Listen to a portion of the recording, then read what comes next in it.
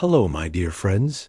Welcome to Insightful Vision, where curiosity gets cozy and science takes the scenic route into questions that feel both impossible and irresistible. Tonight, we're not just looking at the stars or the flow of time or the rhythm of nature, but something a little closer to the heart. What if we were placed here? Not simply born of slow geological accidents and biological improvisations. Not just the product of chance collisions of atoms and molecules, but intentionally here on this very planet, at this very moment. It is a thought that has followed humanity for as long as we've been able to look up and wonder.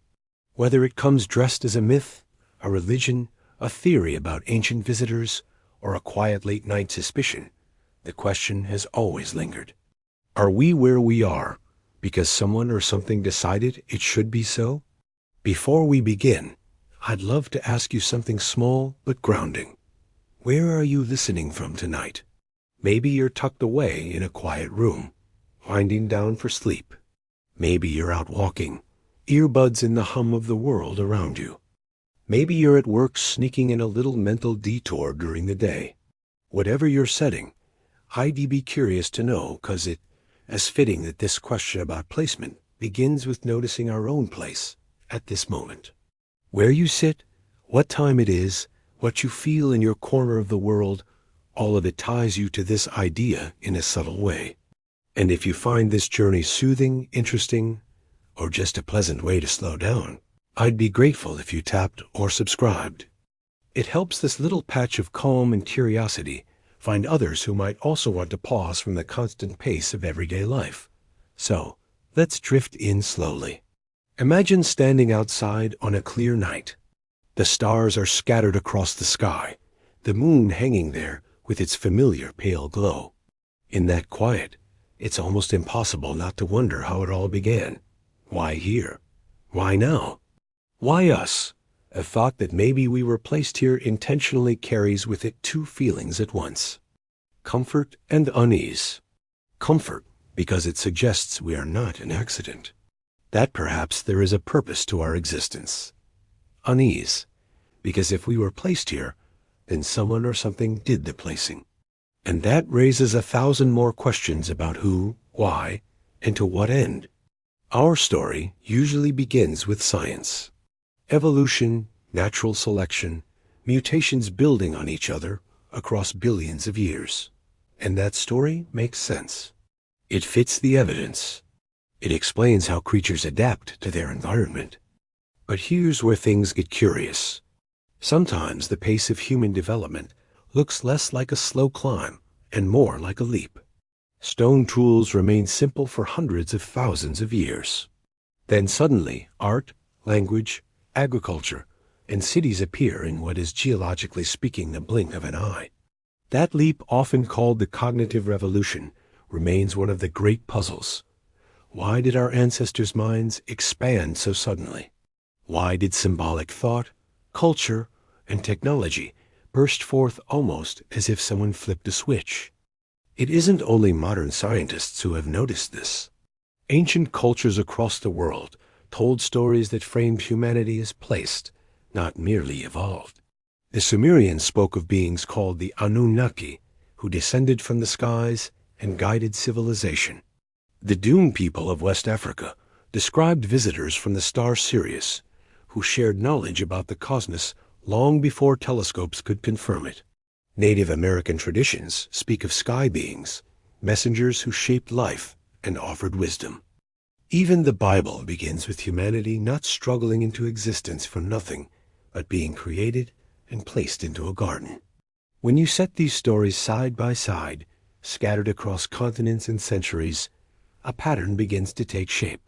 People didn't just imagine themselves as part of nature, slowly growing from it. They imagined being set down by others, often from above, often with a purpose. Were these simply stories to explain the unknown? Or were they memories, dim echoes of something our ancestors really experienced? And then there's Earth itself. We often call it the Goldilocks planet. Not too hot, not too cold, just right. Water flows here. The atmosphere is balanced for our lungs. The soil grows food. the season-shaped cycles of life. Skeptics argue, of course we fit here. We evolved here, so naturally we're suited to it. But sometimes it feels the other way around, as if the planet were tuned, adjusted, prepared to host us. The anthropic principle says that we see the universe this way, because if it were unsuited to us, we wouldn't be here to ask. But some can't shake the suspicion that maybe it isn't just coincidence. Maybe Earth was chosen. Maybe humanity was placed here because it was the perfect stage. Let's imagine just for a moment that you are not human at all, but an observer from far away. You're watching this planet over billions of years. Oceans forming, mountains rising, forests spreading, and then suddenly within a short flicker of time, you see something unusual. A species appears that reshapes the land, builds cities, sends signals into space, launches machines beyond its own atmosphere. If you didn't know better, you might think this species had been dropped in from somewhere else, because no other animal on the planet does anything remotely like it. Our brains, in particular, stand out. Large relative to our bodies, hungry for energy, capable of imagination, memory, and self-awareness far beyond what survival alone requires. Most creatures adapt to their niche and stop there. Birds fly, fish swim, lions hunt. Humans don't just adapt. We imagine futures, invent tools that nature never offered, write stories, and record knowledge across generations. It's as though our minds are overbuilt for our environment, too capable, too prepared. Why do we have this extra capacity? Did it simply emerge through chance, or did something or someone intend it? Scientists who study evolution often point to the rapid leap in human intelligence as a puzzle. It is sometimes explained as the result of language or social cooperation or changes in diet that fueled bigger brains. But even within those explanations, there's an air of mystery. How did so many traits align so quickly? Why us and not another species? Some thinkers have taken the question further. What if life on Earth itself wasn't entirely homegrown? There's the theory of panspermia, the idea that life's building blocks, or even primitive organisms arrived here from space, carried on asteroids or comets. If true, that would mean Earth wasn't just the cradle of life, but the incubator seeded intentionally or by chance from somewhere else. And if life can be seeded, then perhaps intelligence can too. Could humanity have been shaped, nudged, or even placed here by a civilization far older than our own? If so, what purpose would that serve? Maybe we were an experiment. Maybe we were a project.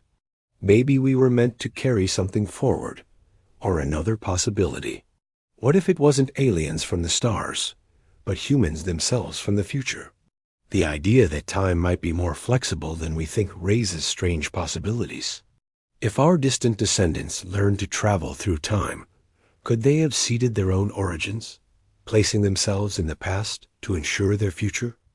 These ideas are of course speculative, even wild, but they have always lived in the human imagination because they speak to a deeper truth.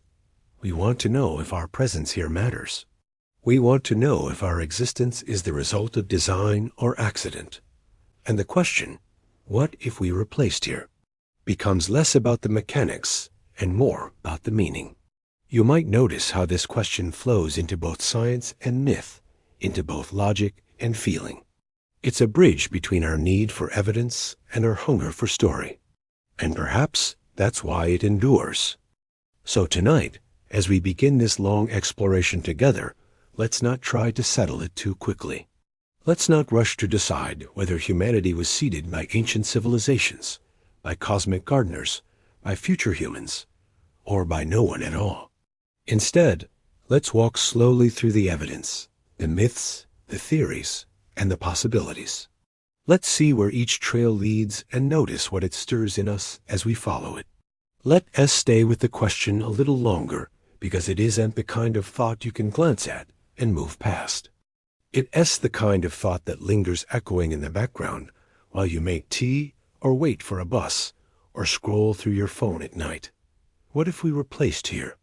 The words themselves are simple, but the idea behind them opens into a vast landscape of possibilities.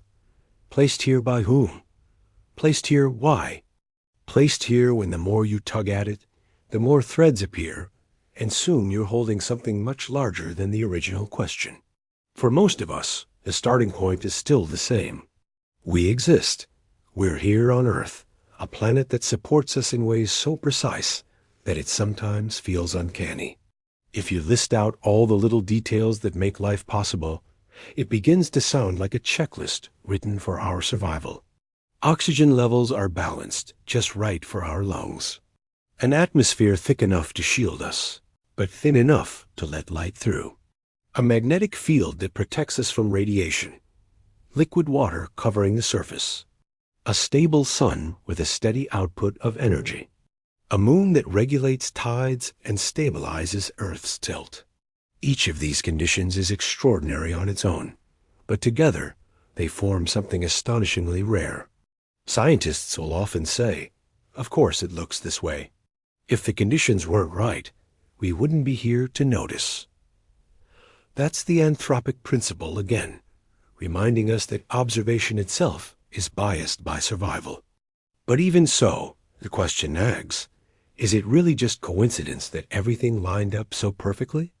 Or is there a possibility, however strange, that we were placed here intentionally?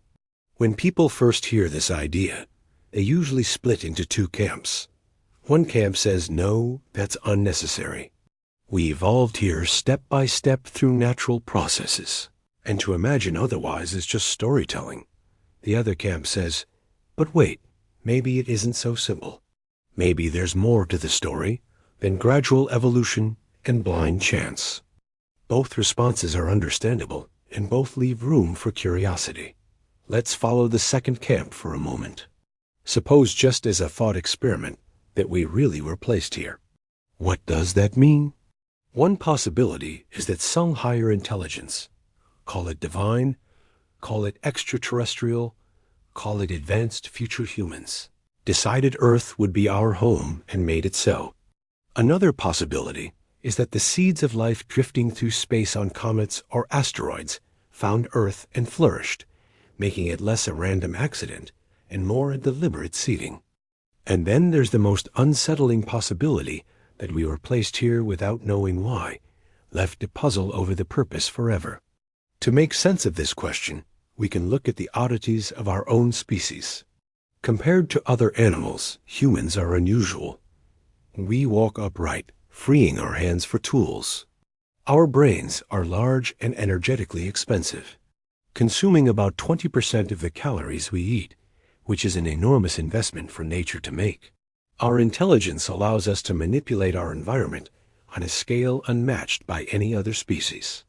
And our consciousness, the ability not just to survive, but to reflect on survival, to think about thinking, is still poorly understood. If evolution alone explains all of this, why did it happen so quickly and so dramatically in us, but not in others? Why didn't dolphins with their large brains develop cities? Why didn't elephants with their social structures invent writing? What made humans leap ahead so suddenly, producing art, music, agriculture, and technology in what, from a planetary perspective, was an instant? It's here that the idea of being placed begins to feel less like fantasy and more like an attempt to explain anomalies. Perhaps we were nudged along. Perhaps something accelerated our development. Perhaps intelligence itself was planted in us like a spark waiting to catch. Ancient myths are full of this suggestion. Almost every culture has stories of beings who came from the sky or from beyond, giving knowledge, tools, or life itself. The Sumerians spoke of gods who descended to shape humanity. The Mayans described visitors who carried wisdom. The Egyptians told of deities who taught them agriculture, writing, and architecture. Even in traditions closer to us, there are echoes of being created and placed in specific environments, whether a garden or a sacred land. These stories are not scientific evidence, but they reveal something deep in human imagination. Across time and geography, people lean toward the idea that we were placed here rather than stumbled into existence. Maybe that's because being placed gives life purpose. If someone or something put us here, then there must be a reason. And if there's a reason, then our existence matters in a way that pure accident never quite captures. Science, of course, demands caution. Extraordinary claims need extraordinary evidence. And so far, the fossil record and genetic data still point to natural evolution as the foundation of our species. But even within that framework, questions remain. Why the sudden cognitive leap? Why the burst of symbolic thought? Why the rapid rise of civilization? These gaps are fertile ground for speculation. And speculation often circles back to the same question. What if we were placed here? Let's try another angle.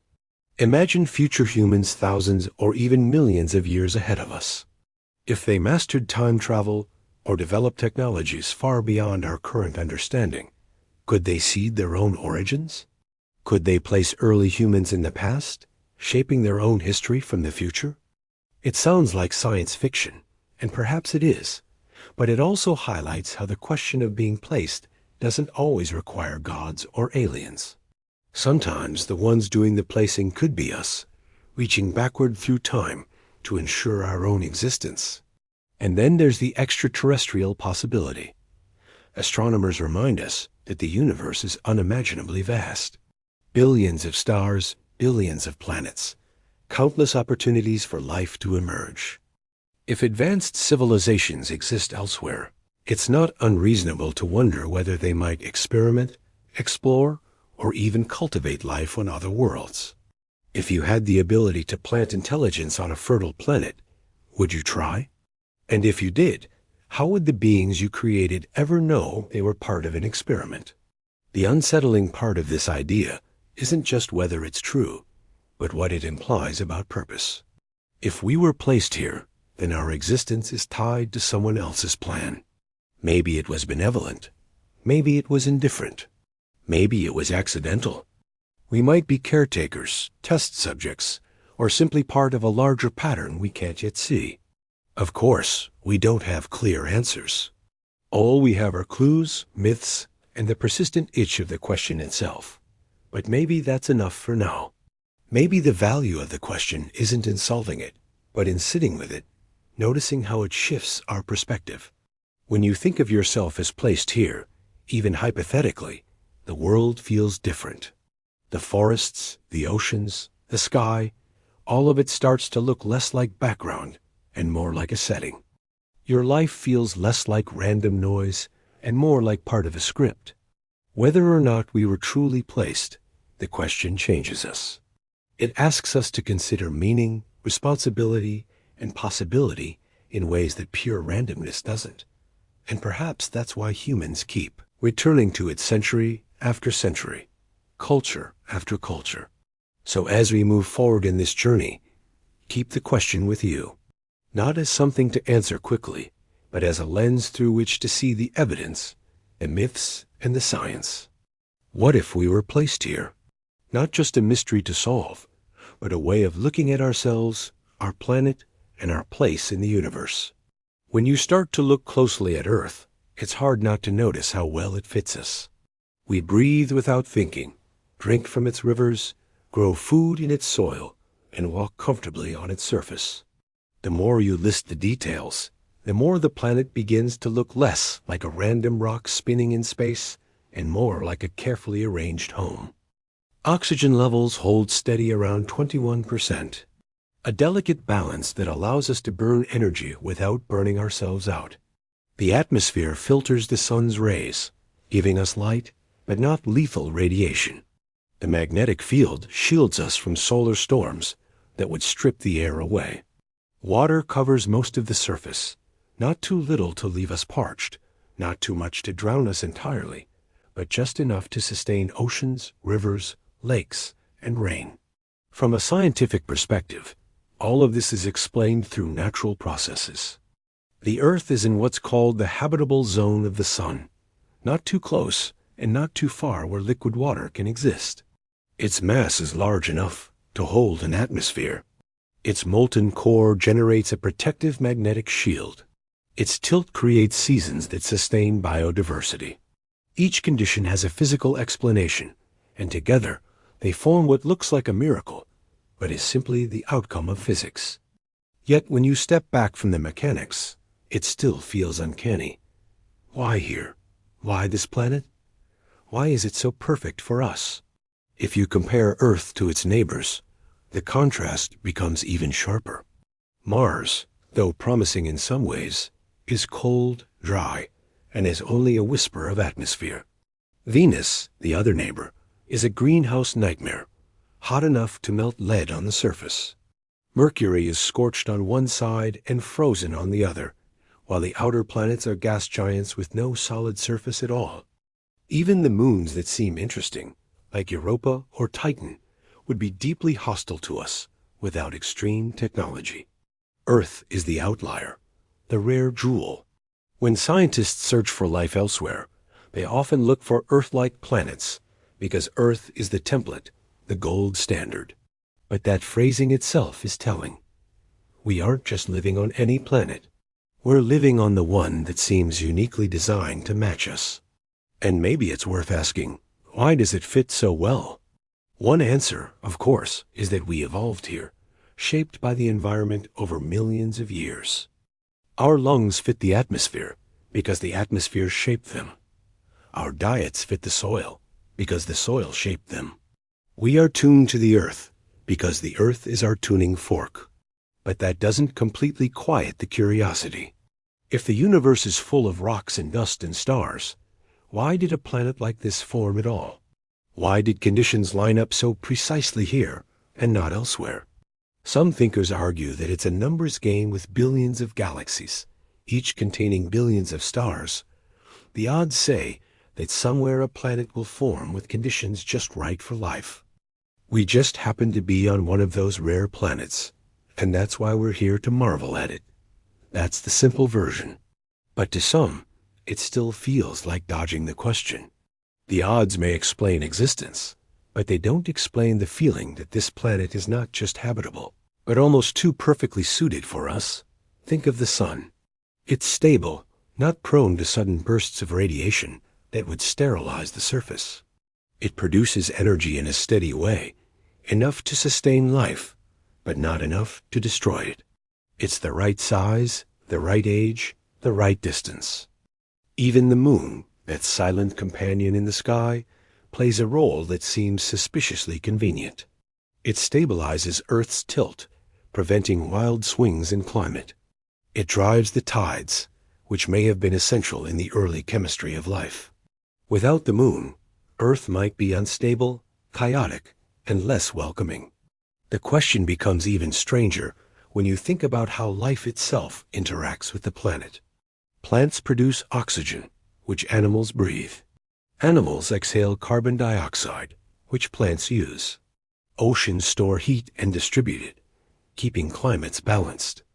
Forests anchor soil, generate rain, and create habitats. The whole system is interconnected, almost as if Earth and life are co-designed. Some scientists call this the GIA hypothesis. The idea that life and the planet form a self-regulating system. It doesn't mean the planet is conscious, but it does mean that Earth functions as if it were alive, adjusting conditions to keep itself balanced.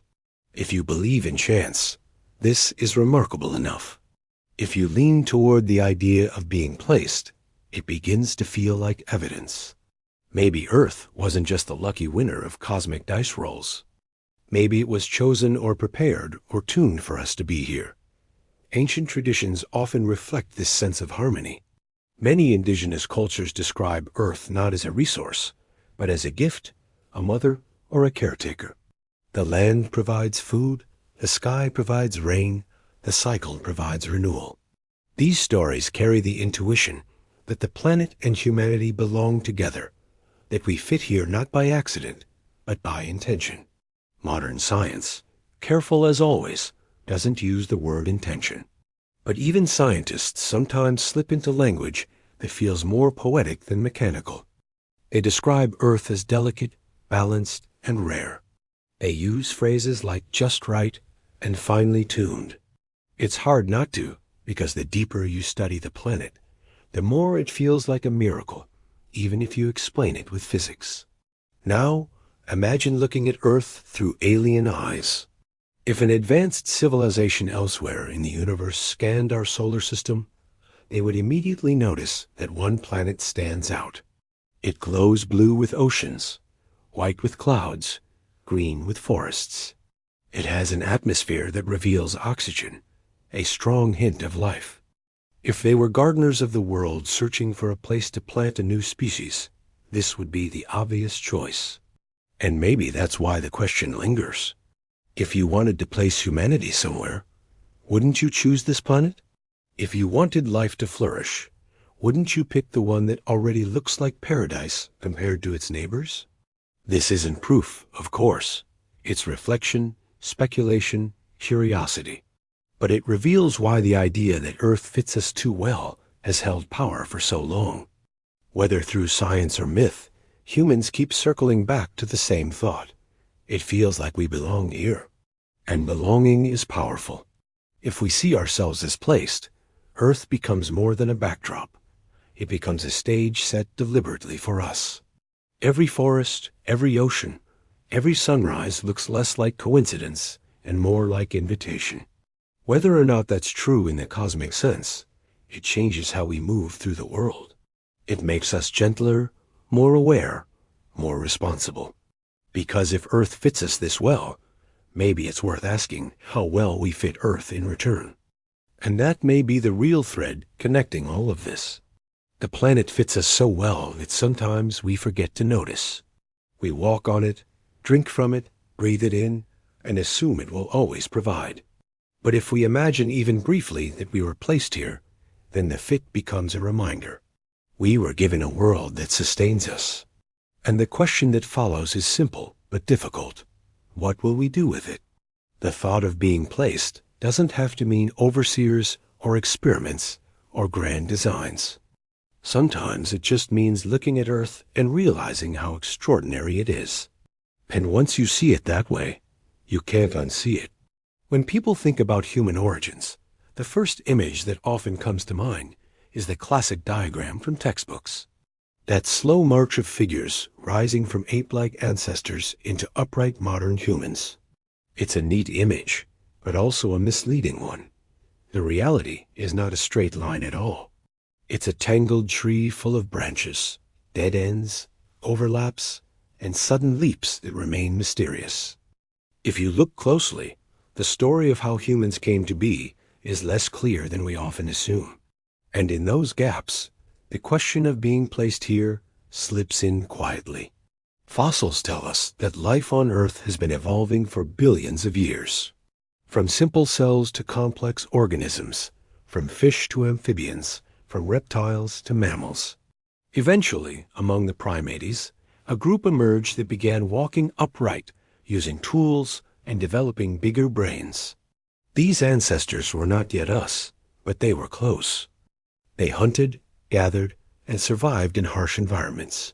And then something unusual happened. Archaeologists call it the Great Leap Forward. Within a relatively short period, humans went from basic survival behaviors to complex culture. Cave paintings appeared, full of vivid animals and mysterious symbols. Tools became refined, not just functional, but sometimes decorative. Burial sites suggest rituals, and perhaps even beliefs about the afterlife. Language likely emerged during this time, allowing knowledge to be shared, stories to be told, and communities to expand beyond simple instinct. What puzzles scientists is how fast this leap happened. For hundreds of thousands of years, tool-making barely changed. Stone flakes, hand axes, the basics of survival. Then almost suddenly, art, music, symbols, and structures appeared. Why the sudden explosion of creativity and intelligence? Was it just a matter of the brain reaching a certain size? Or was there something else involved? Genetics adds to the mystery. The human genome shows traces of unusual changes that separate us from our closest relatives. small genetic tweaks that affect brain development, speech, and social behavior. Some researchers note that these changes seem clustered, as if several critical upgrades arrived at once.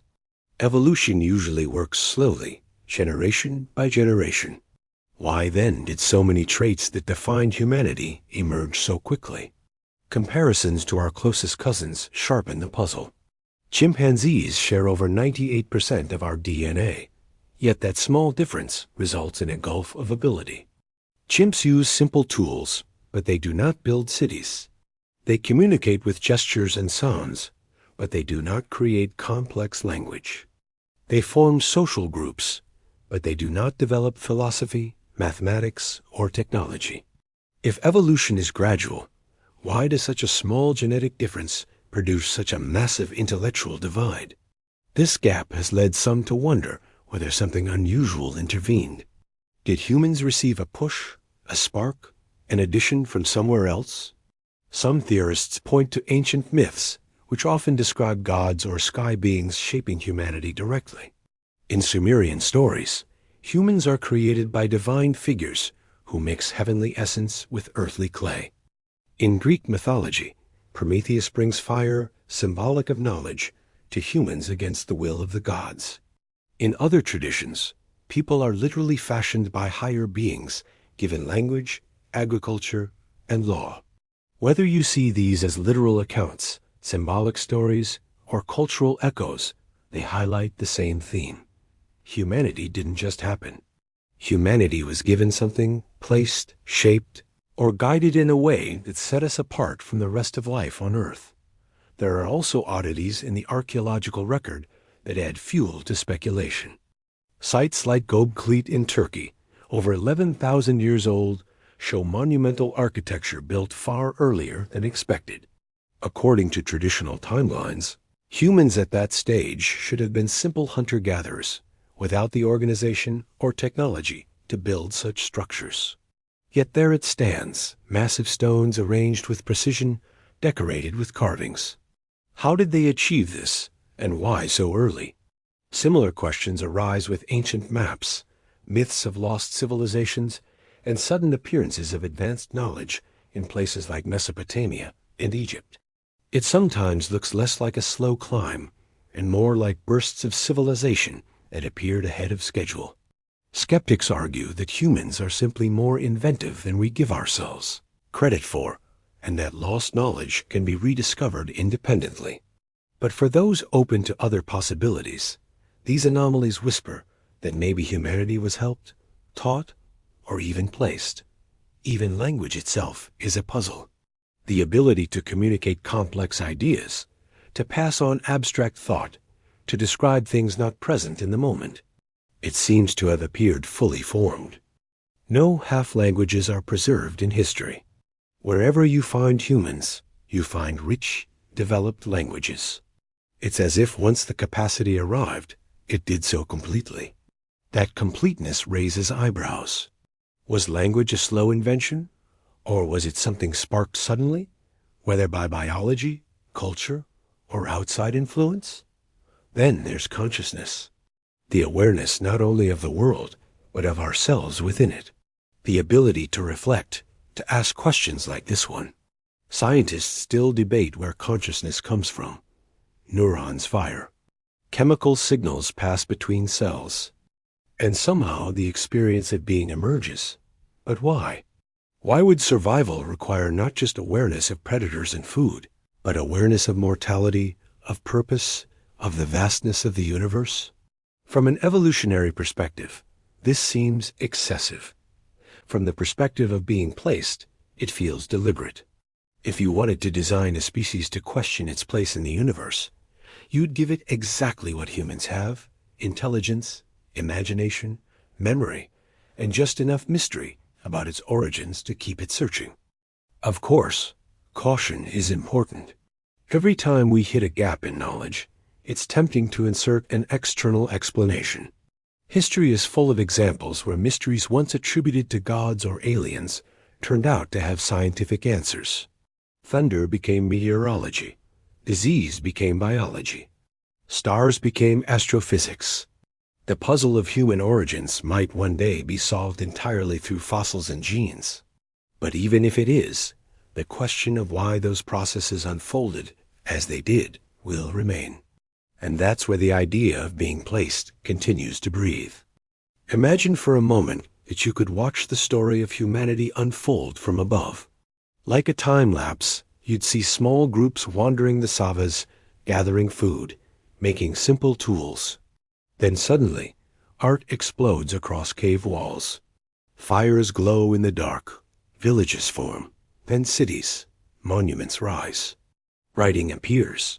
Ships cross oceans, machines take flight. Satellites circle the planet. In the blink of an evolutionary eye, humanity transforms the world. If you didn't know better, you might assume some unseen hand accelerated the process. And that impression is hard to shake. Even if science explains it, the feeling remains. The puzzle of human origins isn't just about fossils or DNA. It's about why we stand apart. Why does our story feel unusual?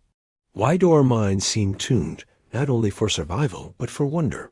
Perhaps that is the real puzzle. We are the species that wonders about itself.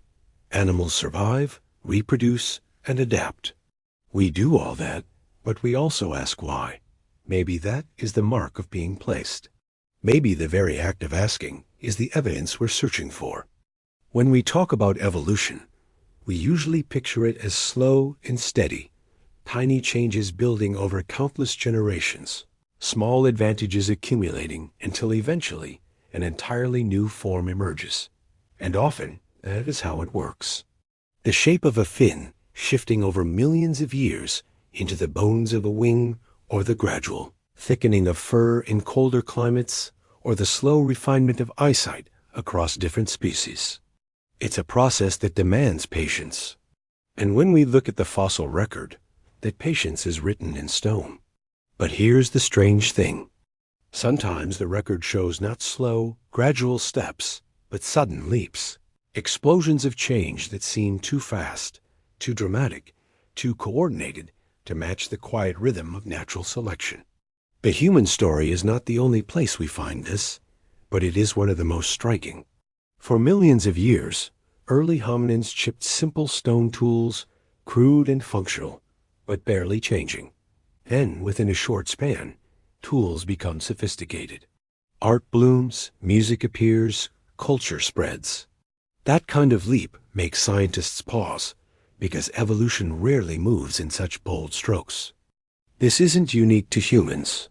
Take the Cambrian explosion about 540 million years ago. For billions of years before it, life was mostly simple. Single cells, then small multicellular organisms, nothing too complex. And then in a relatively brief window, life diversified wildly. Suddenly, animals with skeletons, shells, eyes, and complex body plans appear in the fossil record. Almost every major group of animals we know today can trace its roots to that single burst. It's as if life went from sketching stick figures to painting in full color overnight. Scientists offer explanations, of course. Changes in oxygen levels, genetic innovations like the development of hawk genes that control body structure, ecological pressures that triggered rapid adaptation. But even with these explanations, the speed of the Cambrian explosion feels unusual. If evolution is a long novel, that chapter reads more like a plot twist than a gradual development. Human evolution holds smaller versions of these twists. One is the sudden jump in brain size. For millions of years, our ancestors' brains grew slowly, almost imperceptibly.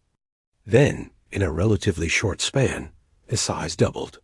Larger brains meant more intelligence, more memory, more ability to manipulate the environment. But they also meant bigger energy demands, riskier childbirth, and more vulnerability in infancy. Why did nature make such a risky bet? And why so suddenly? Language is another leap. For ages, humans likely communicated in simple ways, gestures, and basic sounds. Then suddenly, the capacity for complex language appears. Not just signals of danger or food, but stories, instructions, songs. Language reshaped everything. It allowed knowledge to leap across generations, inventions to accumulate, and culture to thrive. Once again, the leap seems too quick, as if someone turned a key in the human brain and unlocked a door that had been waiting. Agriculture fits the same pattern. For most of human history, we lived as hunter-gatherers, moving with the seasons, relying on what the land provided. Then, seemingly everywhere at once, agriculture appears. People learn to plant, cultivate, harvest, and store food. Villages form, cities follow, civilization accelerates. The timeline is short compared to the long sweep of prehistory. The leap is enormous. Some suggest these leaps are simply the nature of evolution. Long periods of stability interrupted by bursts of change, what scientists call punctuated equilibrium. In that model, evolution is not a smooth climb, but a staircase. Flat stretches followed by sudden rises. It's a useful idea, but it doesn't fully remove the sense of mystery. Why do those bursts happen when they do? And why are they so dramatic? Others speculate that these leaps hint at something more. Maybe outside forces, cosmic, extraterrestrial, or even intentional, played a role. If life were seeded from space, as panspermia suggests, perhaps each leap represents a new infusion, a new upgrade. If advanced civilizations exist, perhaps they nudge certain species along, planting ideas, altering genetics, or guiding progress. If we were placed here, then sudden leaps could be the signature of placement. Moments where the natural timeline was accelerated by design. Ancient myths again echo this. Many describe humans receiving knowledge, or tools from beings beyond.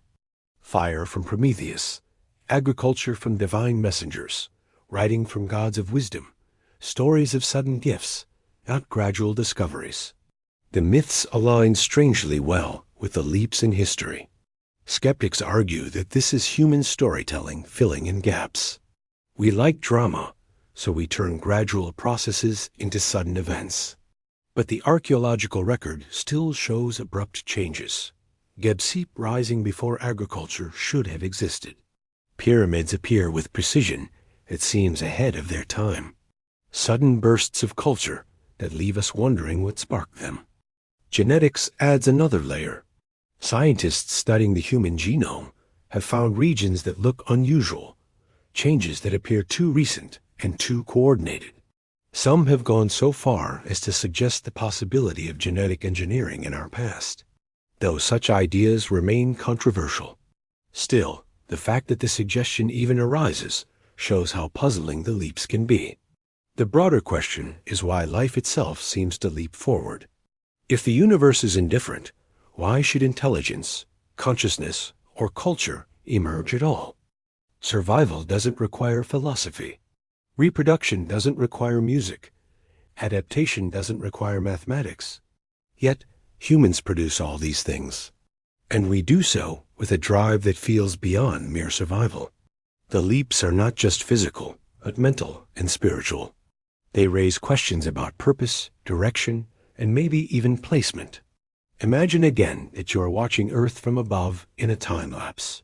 For millions of years, slow shifts, animals living, dying, evolving, then bursts, explosions of complexity, leaps of intelligence, civilizations rising almost overnight. It would look less like a random process and more like a series of interventions. Whether those interventions were natural, environmental, or intentional is the mystery. Some scientists propose that the universe itself may favor complexity, that once life begins, it is drawn toward intelligence, as if complexity is a law, not an accident. If that's true, then sudden leaps are not signs of outside placement, but simply the natural rhythm of life. But others remain skeptical, pointing out how rare intelligence seems to be. If complexity is inevitable, where are all the other civilizations? Why do we feel so alone? And so the question lingers, are sudden leaps just nature's way of surprising us? Or are they clues that something else is at work? Perhaps both. Perhaps nature and placement are not opposites, but parts of the same story. What matters is that these leaps shaped us. Without them, we would not be here. Without sudden bursts of change, we might still be making simple stone tools, wandering the savannah, unaware of the stars above. Instead, we build cities, launch satellites, and ask questions about our own origins. The leaps brought us here, whether by chance, necessity, or intention.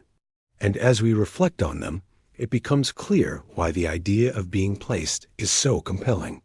When history moves in sudden jumps, it feels less like an accident and more like design. Whether that design comes from nature, from the universe itself, or from someone beyond, we may never know. But the feeling remains steady and insistent. Something about our story is unusual.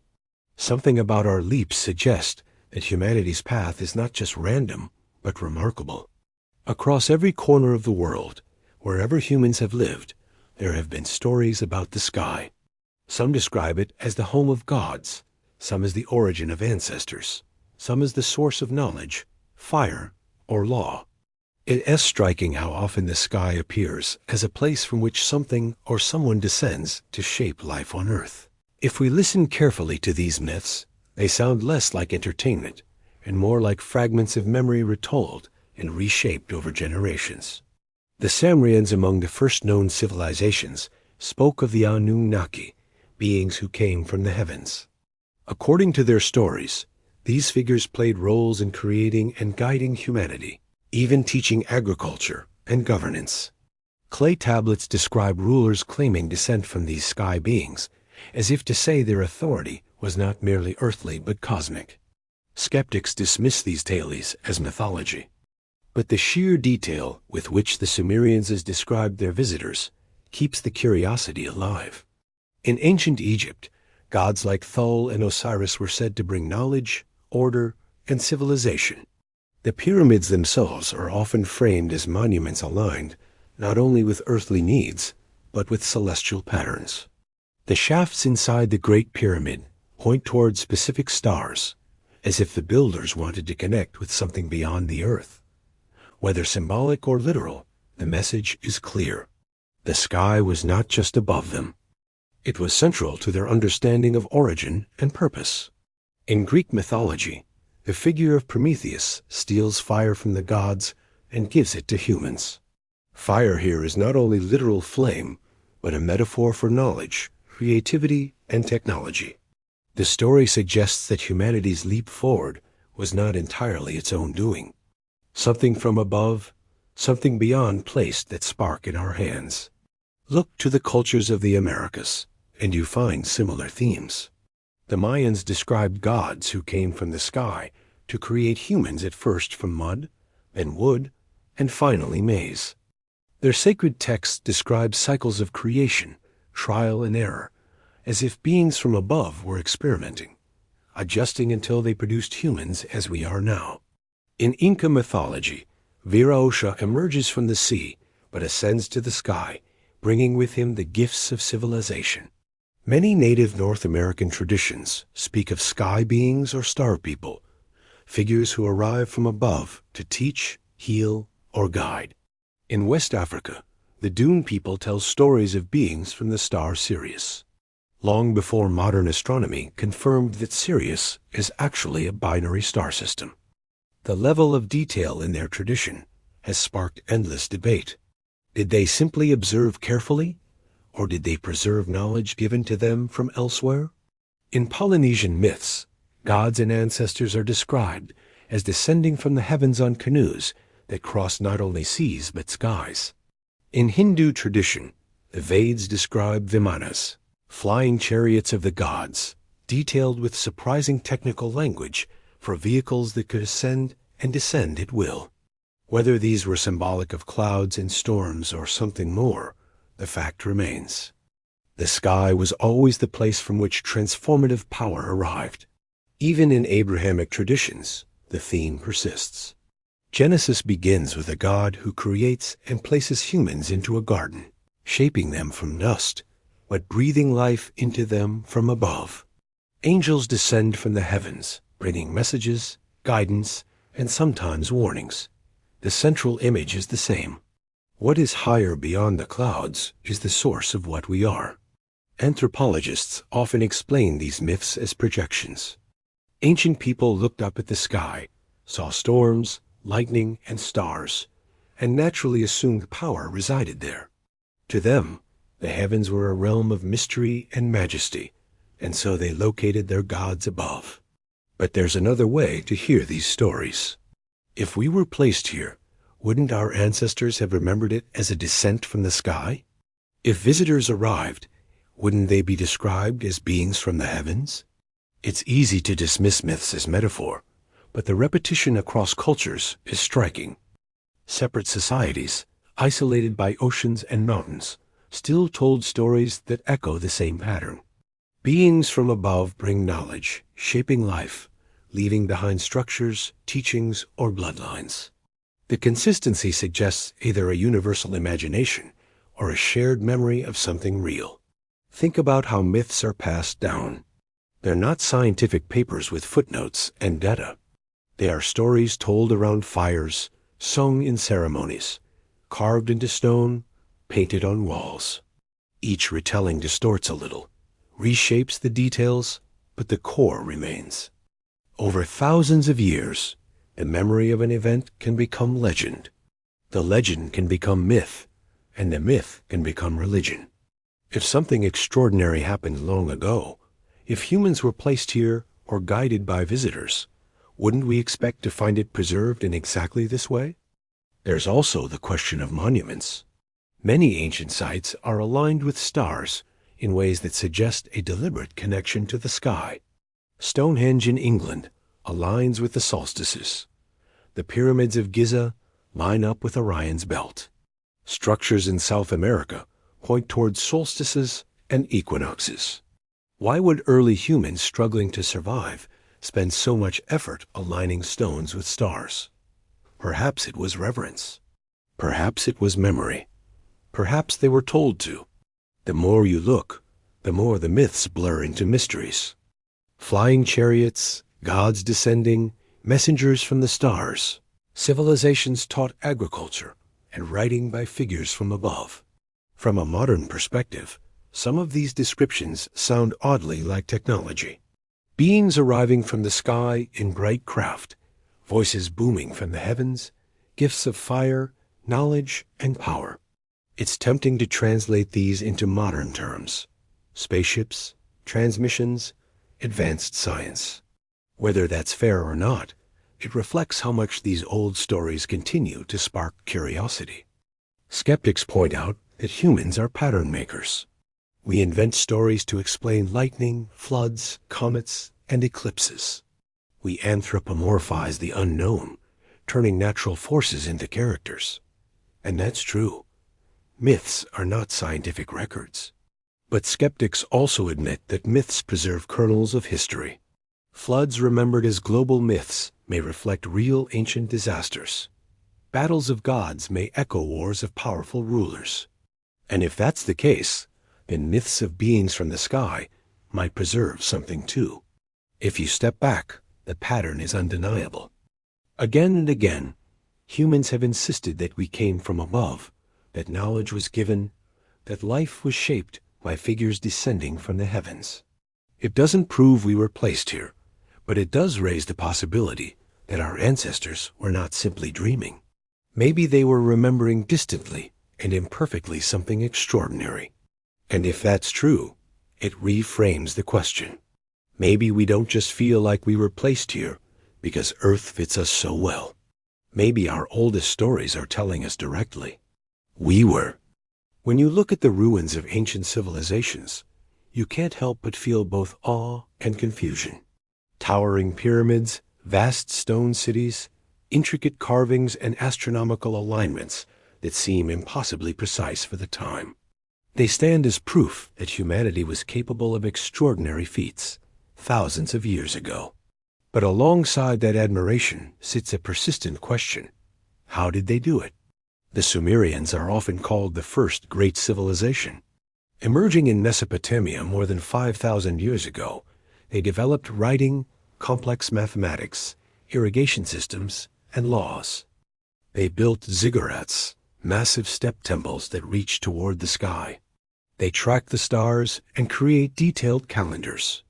When you read their tablets, the impression is of a culture that began already advanced rather than stumbling through early experiments. And their own records tell us they were taught by visitors from above, the Anunnaki. Historians frame these as myths, but the Sumerians themselves seem to treat them as history. Egypt offers a similar puzzle. The Great Pyramid of Giza stands at over 400 feet tall, aligned to the cardinal directions with uncanny precision. The weight of its stones is staggering. Some blocks weigh more than 70 tons. Modern cranes would struggle to move them, yet ancient builders managed it with technology we don't fully understand. Then there's the alignment of the pyramids with Orion's belt, suggesting not only engineering skill, but advanced astronomical knowledge. Official explanations say the pyramids were built as tombs, but their design, precision, and placement leave many unconvinced. The Mayan and Aztec civilizations also leave behind evidence that makes us pause. Temples rising in the jungles of Central America, aligned to solstices and equinoxes. The Mayan calendar was so accurate that it rivaled modern systems and tracking planetary cycles. Their myths describe gods descending from the sky, bringing knowledge and order. Carvings show figures in strange suits with helmets and breathing apparatus, sparking endless speculation about whether these were depictions of visitors rather than gods. In South America, the Nazca lines stretch across the desert in Peru. Enormous figures of animals and shapes carved into the ground, visible only from above. Birds, monkeys, spiders, geometric patterns, all too large to appreciate from the surface. Why create images only visible from the sky unless they were meant to be seen from there? Skeptics say they were ceremonial offerings to gods imagined in the heavens. But the possibility remains that they were markers, signals to visitors from above. Then there are the megaliths of Stonehenge in England, aligned with solstices in ways that demonstrate deep understanding of astronomy. The stones weigh tens of tons, dragged from quarries miles away. How did people without modern technology move and arrange them so precisely? Why align them to the movements of the sun unless the intention was to track the heavens with care? Göbekli in Turkey, discovered only in the 1990s, adds another layer. Dating back more than 11,000 years, it predates agriculture, pottery, and written language. Yet the site consists of massive stone pillars carved with intricate animals and symbols arranged in circles. Conventional history struggles to explain how hunter-gatherers, supposedly lacking complex organization, could build such a site. The carving suggests symbolism, ritual, and astronomical knowledge well ahead of their time. It raises the possibility that humans were not alone in shaping their path. That knowledge was introduced from elsewhere. In India, the ancient texts known as the Vedas describe the Manas, flying chariots used by gods in battles and travels.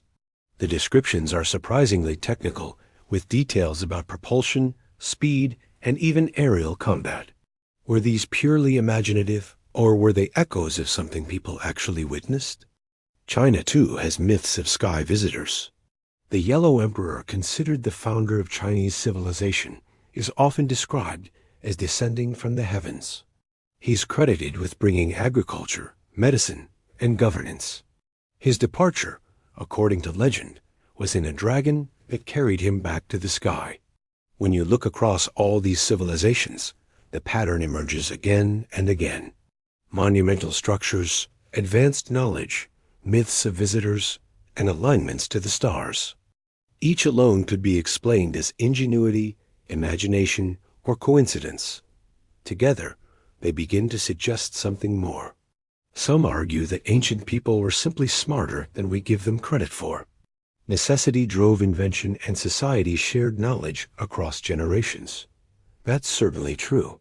Human creativity is extraordinary. But even so, certain details continue to raise eyebrows. How did civilizations so early in history develop calendars more accurate than ours until only recently? How did they cut and move stones with such precision that modern engineers still struggle to replicate the techniques? How did they develop myths that so consistently describe beings from the sky? For those who lean toward the possibility of visitors, these civilizations look less like anomalies and more like evidence. Perhaps humanity was placed here, guided in its earlier stages by those who had come before. Perhaps the sudden leaps in culture and technology were not entirely our own doing. Of course, the mainstream view is more cautious. Archaeologists and historians emphasize that with enough time, labor, and ingenuity, humans can accomplish incredible things. The pyramids, the Nazca Lines, Stonehenge, these are all human achievements, not alien interventions. And yet, the myths remain, the monuments remain, the unanswered questions remain. Imagine yourself as one of those ancient people. You look up at the stars every night, unpolluted by city lights. The sky, a vast canvas of shining patterns. You see the sun and moon govern the seasons, the tides, the rhythm of life. Then one day, something descends from that sky. A figure, a craft, a light. It teaches, guides, or simply leaves an impression so profound that your culture carries it forward for thousands of years. How would you remember it? You'd build monuments aligned with the heavens.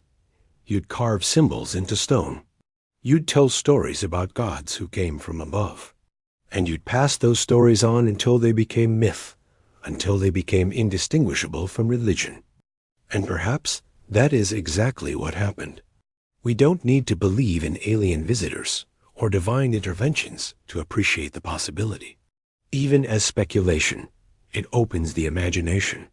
It connects the puzzles of sudden leaps in evolution with the myths of sky beings and the mysteries of ancient architecture. It suggests that our origins may not be entirely natural, that something or someone might have had a hand in placing us here. And whether you believe the visitors were gods, extraterrestrials, or future humans reaching back through time, the stories of ancient civilizations invite us to keep wondering. Because in every ziggurat, pyramid, stone circle, and desert carving, there is a voice whispering across the centuries. A voice that says, "We were not alone." If you walk among the ruins left by ancient people, it almost feels as if the stones themselves are speaking. Not in words we can easily understand, but in patterns, alignments, and carvings that point beyond their own time. Across continents, civilizations that had no contact with one another seem to be whispering the same message. Their temples point to the stars. Their monuments align with solstices. Their walls are marked with symbols that repeat across cultures. It is as though stone and sky were a shared language, a way of leaving something permanent behind when words alone would not endure. Think of the Great Pyramid again. Its sides are aligned almost perfectly with the cardinal directions, deviating only slightly in a way that is still remarkable given the tools thought to be available at the time. The shafts inside the structure point towards stars in Orion's belt and towards Sirius, as though the builders wanted to connect the resting place of their rulers with the heavens above. It's not just architecture, it's communication. A message written in alignment saying that the sky mattered, that whoever built this was not only honoring the dead, but reaching for the stars. In Central America, the Mayan city of Chichen Itza holds the Temple of Kukulkan, a step pyramid with a clever trick. During the equinox, shadows form along the steps in such a way that a serpent seems to slither down the pyramid side. This isn't an accident. It's precision astronomy and design combined to create a symbolic spectacle twice a year. The message is subtle but clear. The people who built this were not only capable of observing the cosmos, but of embedding that knowledge into stone so it would last forever. The Nazca Lines stretching across the desert in Peru are another whisper written on the earth. Animals, shapes, and long straight lines etched into the soil. They can only be fully seen from the sky, which has led to endless speculation about why they were created. Some say they were ceremonial paths. Others say they were offerings to the gods. But the fact that they are visible only from above continues to puzzle. If you wanted to leave a message for the heavens, what better way than to carve it into the ground on such a massive scale? In Britain, Stonehenge stands as one of the most enduring mysteries. Its stones mark the midsummer sunrise and the mid-winter sunset. For people who depended on the rhythm of the seasons for survival, knowing when to plant and harvest was essential. But the level of alignment suggests more than practicality. It suggests reverence. The stones were placed to connect earth and sky, time and eternity. Göbekli in Turkey pushes the timeline back even further. The carvings on its massive pillars depict animals, celestial symbols, and abstract designs. Some researchers argue that certain carvings may represent star patterns, or even record astronomical events like comets. If that's true, then humans more than 11,000 years ago were not only capable of symbolic art, but also of tracking the heavens and recording them in stone. Across the Pacific, the Moai statues of Easter Island face inward toward the villages, but many are aligned with celestial events. Their construction remains a feat of ingenuity, moving massive stone figures across the island with limited technology. Their expressions, carved with such detail, seem to carry a quiet weight, as though they too are whispering something about connection, ancestry, or perhaps even guidance from beyond. The patterns don't stop there. In Cambodia, the ankle wat is aligned with the solstices and equinoxes. In Mexico, Teotihuacan is laid out in a grid that mirrors constellations.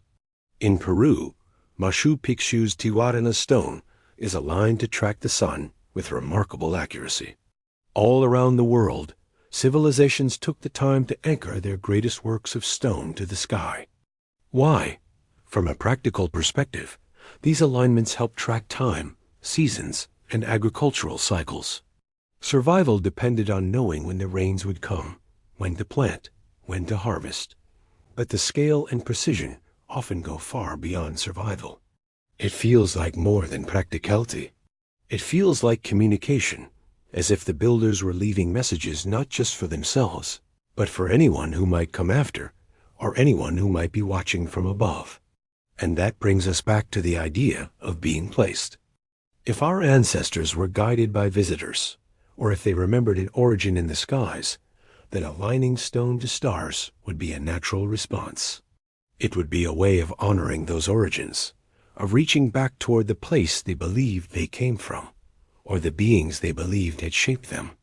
Symbols carved into stone reinforce this. Spirals, circles, and star-like shapes appear in rock art across the world. In caves in Europe, petroglyphs in North America, and carvings in Africa, similar patterns emerge. Some look like suns, some like stars, some like objects in motion.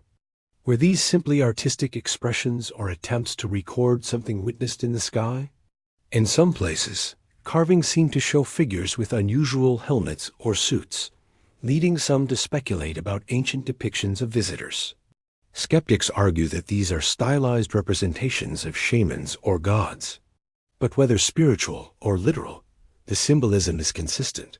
Transformation, power, connection to the heavens. Consider too how long these messages have lasted. Paper decays, wood burns, even metals corrode.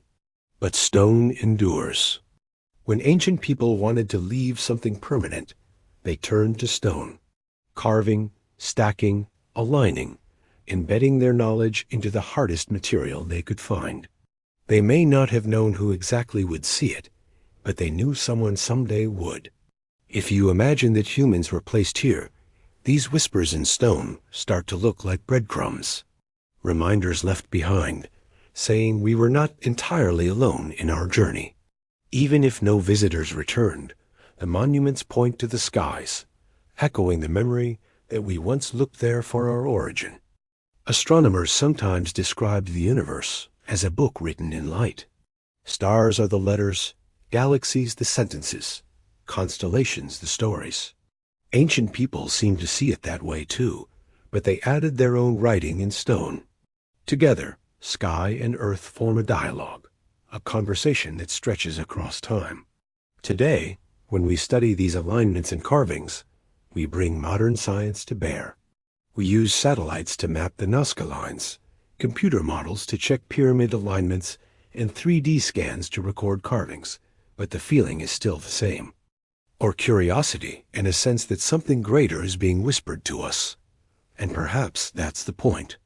The whispers don't shout. They don't give us clear answers. They don't say plainly whether we were placed here or not.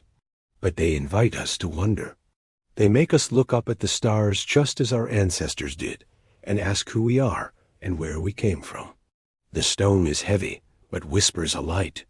When combined, they create something extraordinary.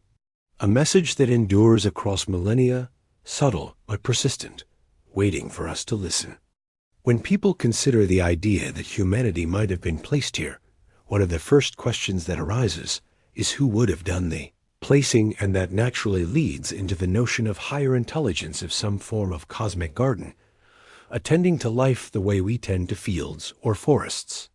It doesn't have to mean gods in the traditional sense, nor does it have to mean extraterrestrials in spacecraft.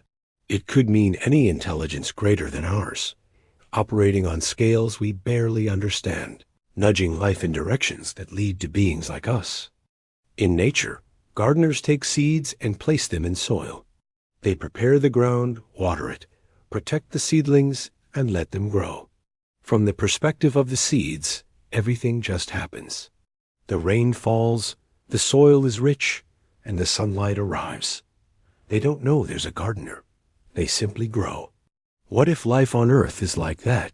From our perspective, the world seems just right. Evolution appears to unfold naturally. And yet behind it, there could be something or someone shaping the conditions, planting the seeds and stepping back. The idea of a cosmic gardener shows up in surprising places. In ancient myths, gods descend from the sky to shape humanity, teach farming, or hand down laws. In modern science fiction, extraterrestrials seed planets with DNA, watching from afar to see what emerges. In philosophy, thinkers wonder whether higher intelligence could exist outside of our perception, influencing reality in ways we cannot measure. All of these images point back to the same possibility. Maybe we're not entirely self-made. When scientists talk about panspermia, the idea that life was seeded on Earth from elsewhere in the cosmos, they often frame it as a natural process. Microbes could survive on asteroids, traveling across space until landing on fertile worlds like ours. But the theory doesn't rule out intention. If a civilization advanced enough to cross the stars wanted to spread life, they could send ships filled with spores, DNA, or even engineered organisms. To them, scattering seeds across planets would be no different than a farmer scattering grain across a field. Some would fail, some would thrive, but in at least one place, life would bloom. And that raises the question, are we one of those blooms? Did higher intelligence plant us here deliberately? If so, were they like gardeners wanting beauty and abundance, or like experimenters wanting data? Were they benevolent, indifferent, or simply curious? Some scientists and philosophers, even without invoking aliens, talk about intelligence at cosmic scales. The idea that the universe itself may have a kind of self-organizing principle that favors complexity, that moves matter and energy toward life and mind. In that view, the gardener is not a being, but a process, a law woven into the fabric of reality. Still, the metaphor remains: seeds placed, nurtured, and left to grow. When we think of higher intelligence, our instinct is to imagine something like us, but bigger, wiser, more advanced. But what if the scale is so great that we can barely recognize it? To an ant, the hand that moves a rock might seem like the act of a god. To us, the hand that arranged conditions for life might be equally incomprehensible. Higher intelligence could be biological, technological, or something entirely beyond our categories. Ancient cultures often pictured their gods as gardeners. Not always literally, but in the sense of shaping the land, planting knowledge, pruning civilizations when they grew out of balance. Floods, fires, and rebirths are common themes, suggesting cycles of planting and harvesting.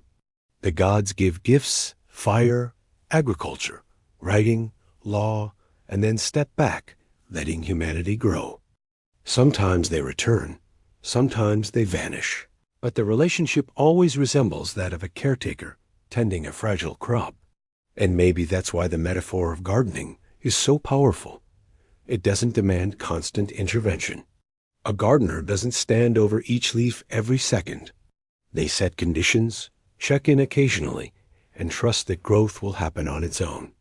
If we were placed here, maybe that's what happened.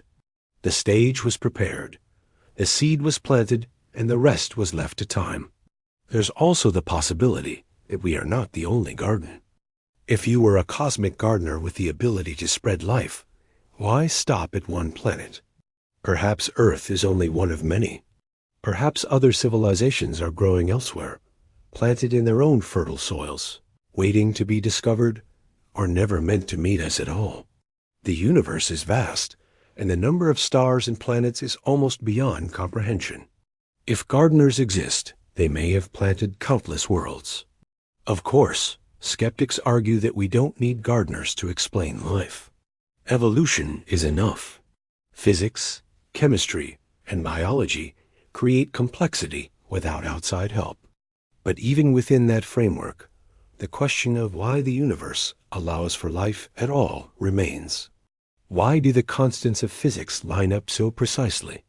Why is the cosmos structured in a way that produces stars, planets, and eventually beings like us?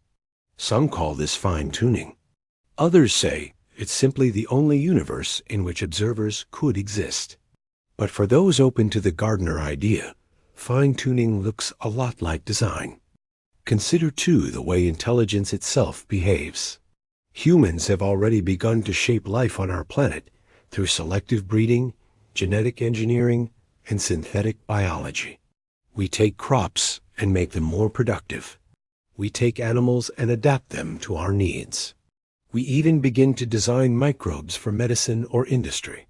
In doing so, we become gardeners ourselves. If we're capable of this now, only a few thousand years after civilization began, imagine what a species millions of years ahead of us could do. For them, seeding planets might be as simple as planting a field is for us. And then once placed, the seeds might not even know they were planted. They would grow, evolve, develop stories and science, and eventually begin to wonder about their own origins. Perhaps that is exactly what is happening here. Some thinkers suggest that if higher intelligence did place us here, they may have encoded hints in our biology, not just in myths and monuments, but in DNA itself. After all, DNA is a code, a language of life. What if messages are hidden there, waiting to be discovered? It sounds fanciful, but even scientists have considered it. If you wanted to leave a signature that would last through ages, DNA would be the place to hide it. Others argue that the hints are in our consciousness, that the very fact we can ask these questions, that we can reflect on our own existence, is itself the evidence of placement. No other species we know of spends nights staring at the stars and wondering who planted them. No other species build telescopes, temples, and theories to reach beyond themselves. Maybe that urge is the gardener's signature, written not in stone or code, but in thought itself. Imagine for a moment that you are the gardener. You plant life on a world, watch it grow, and wait to see what happens. At first, it's simple, just survival. And slowly, intelligence blossoms. Eventually, they build monuments, track the stars, and begin to suspect they were placed. Maybe you smile, or whatever the gardener's version of smiling would be. Maybe that was the goal all along, to see if the seeds would awaken and recognize they were planted. Of course, we may never know for certain. The gardener, if one exists, may never return. Or perhaps they already did long ago, and the memory lives only in myths, but the possibility shapes how we see ourselves. If we are seeds in a cosmic garden, then our existence is not random. It is part of a pattern, a larger story. And maybe that's why the metaphor feels comforting, even to those who don't believe it literally. It offers purpose. It suggests we belong. It frames our struggles and questions, not as meaningless chaos, but as part of growth. Whether we see higher intelligence as gods, extraterrestrials, future humans, or the universe itself, the gardener idea lingers because it resonates. It takes the puzzle of our origins and turns it into a story of care, of intention, of belonging. And as we continue this exploration, it's worth keeping that image in mind, not because it gives us all the answers, but because it reminds us that questions themselves can be seeds. Once planted, they grow, sending roots into our imagination and branches into our understanding. If you've ever looked up at the night sky and wondered whether the stars are watching back, you're not alone.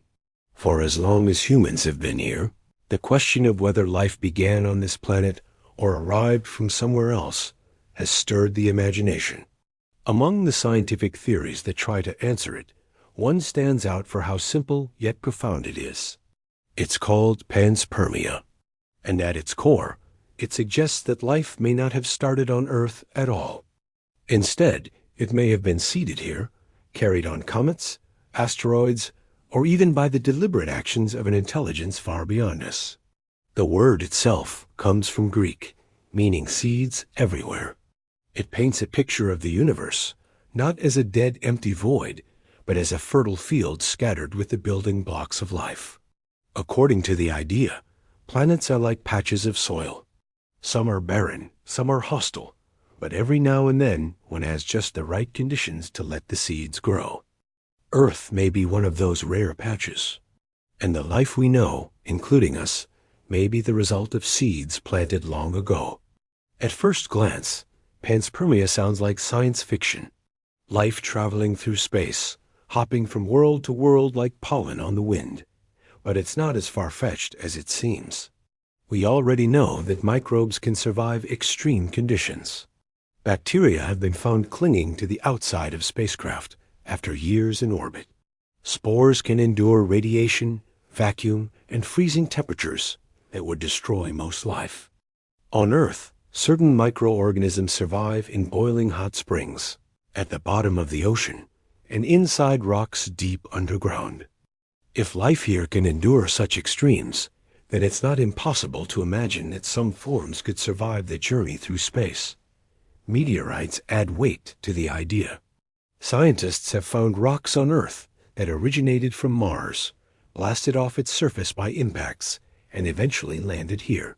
Some of these meteorites contain structures that look suspiciously like microfossils, though the evidence remains debated.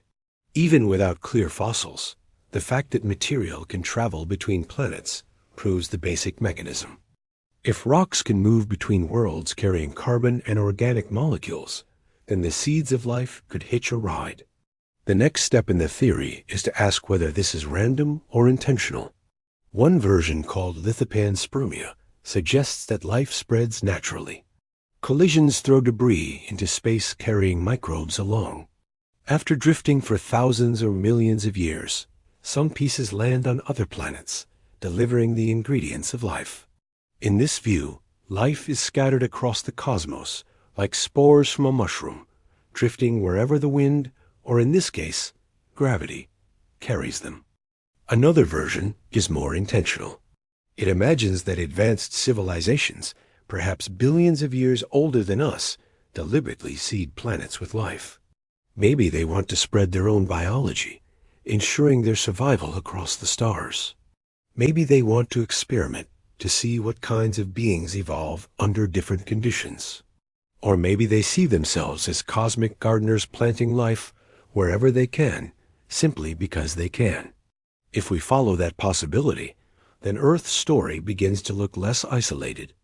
Our origins wouldn't just be the story of one planet, but part of a larger tapestry woven across the galaxy. Humanity might be a branch on a tree whose roots stretch light years away. The strange leaps in our history, the myths of beings from the sky, the monuments are lined with stars. They could all be echoes of a truth we've half forgotten. Of course, skeptics push back. They ask, if life was seeded here, where did it begin? Panspermia moves the mystery, but it doesn't solve it. It says life came from elsewhere, but then we must ask how it began there. The origin question simply shifts location, but that doesn't make the theory useless. In fact, it highlights how life may not be confined to one planet at all. If it happened once, it may have happened many times, and the seeds may be scattered everywhere, waiting for the right conditions to grow. Experiments on Earth give us hints. When scientists simulate the early conditions of the planet, lightning, water, and simple gases, they find that amino acids, the building blocks of life, form naturally. We also know that comets and meteorites contain organic molecules. Combine these facts with the resilience of microbes, and suddenly panspermia doesn't seem impossible. It becomes a testable, even reasonable idea. But there's another layer that keeps the imagination alive. What if the seeds weren't just random chemistry, but carefully chosen? What if intelligence placed them here on purpose? Carl Schwann once entertained this thought, suggesting that life could have been seeded deliberately as a way of ensuring it spreads across the cosmos. Francis Crick, one of the scientists who discovered the structure of DNA, also entertained a version of this idea, calling it directed panspermia. The thought that a Nobel Prize-winning biologist considered it tells us that the idea, while speculative, is not just fantasy. Directed panspermia opens unsettling questions. If we were seeded deliberately, who did it and why? Were we meant to grow into what we are? Or are we an experiment that evolved in ways the gardeners never predicted? And if they did seed us, do they still watch, waiting to see what becomes of their work? This possibility makes ancient myths feel different. When cultures speak of beings from the sky, creating or guiding humanity, maybe those are cultural memories of the gardeners.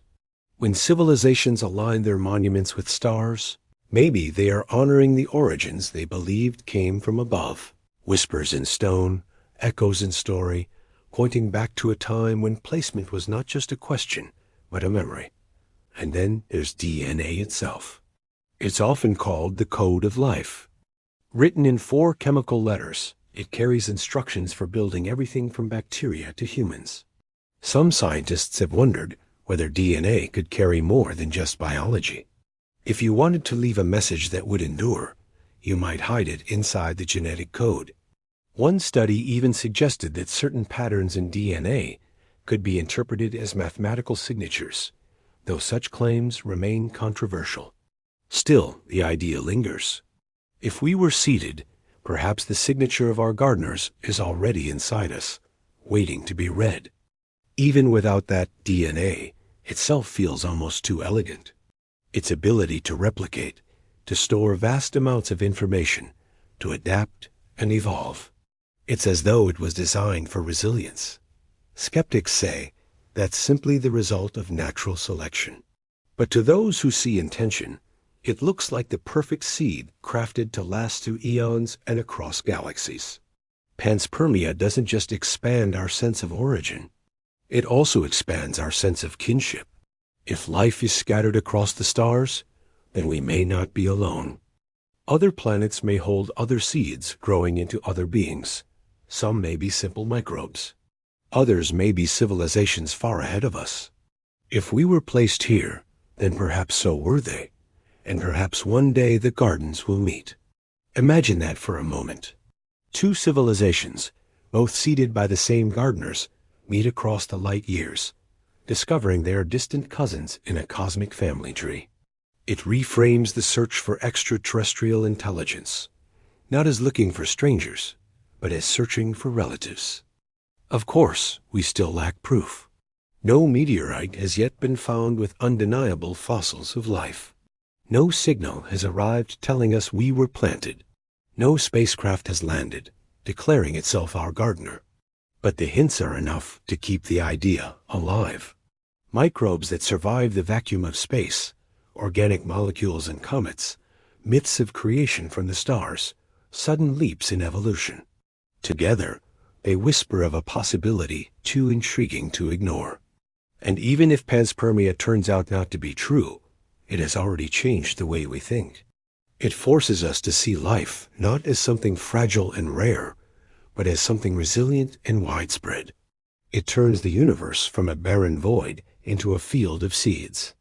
And whether those seeds fell randomly or were scattered with care, they may explain why we're here. So the next time you look at the stars, consider that they may not just be distant suns. They may be reminders of where we came from. Maybe we are, in the simplest sense, seeds from the stars. When people think about being placed here, the mind usually drifts upward toward gods or beings from the stars. But there's another possibility that is just as fascinating, maybe even more unsettling. What if it wasn't someone else who placed us here? What if it was us? Not us as we are now, but us in the future. Future humans with knowledge, technology, and abilities so advanced that they could reach backward through time and shape their own beginnings. Time has always been slippery. We measure it with clocks and calendars, but we also feel it stretch and shrink. Hours vanish in conversation. Minutes drag when we're waiting. Physics takes the slipperiness further. Einstein showed that time is not absolute, but relative, bending with gravity and speed. The faster you move, the slower your clock runs compared to someone standing still. Near a black hole, time itself stretches almost to infinity. It means that time is not the rigid march we once thought it was. It is flexible, malleable, something that could under the right conditions be shaped. If the laws of physics allow for time to bend, then the idea of moving through it forward or backward becomes at least possible in theory. Traveling to the future is the easier part. Astronauts on the International Space Station already experience a tiny form of it, aging slightly less than people on Earth because of their speed and altitude. Traveling to the past is far trickier, tangled in paradoxes. But even there, physics leaves cracks in the door. Solutions to Einstein's equations describe wormholes, closed time-like curves, and paths through spacetime that loop back on themselves. So, if time travel is not strictly forbidden, what would a future humanity do with it? Maybe they would use it to visit their origins, to watch evolution unfold, to intervene in small ways, ensuring their own survival. Maybe they would go further, not just watching, but placing, seeding their own past, shaping it, making sure that when they looked back from the future, they would find themselves here. Imagine a civilization tens of thousands of years ahead of us. They've mastered genetics, physics, and time itself. They know their own history, with all its fragility and accidents. They see how close humanity came to extinction at different points. Volcanic winters, asteroid strikes, disease, war. They realize how improbable survival was.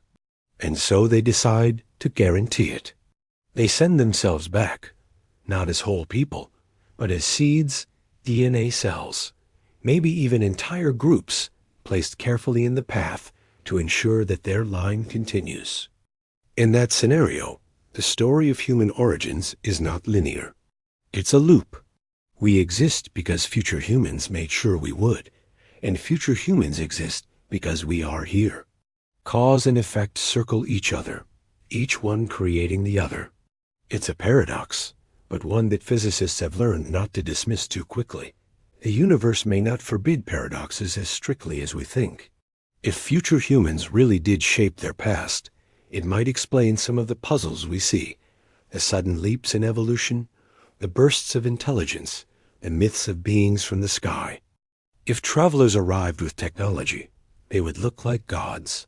If they intervened in biology, they could spark new abilities. If they guided civilizations, they might leave behind traces we now interpret as myth. Some theorists even suggest that the so-called ancient astronauts were not aliens at all, but time travelers.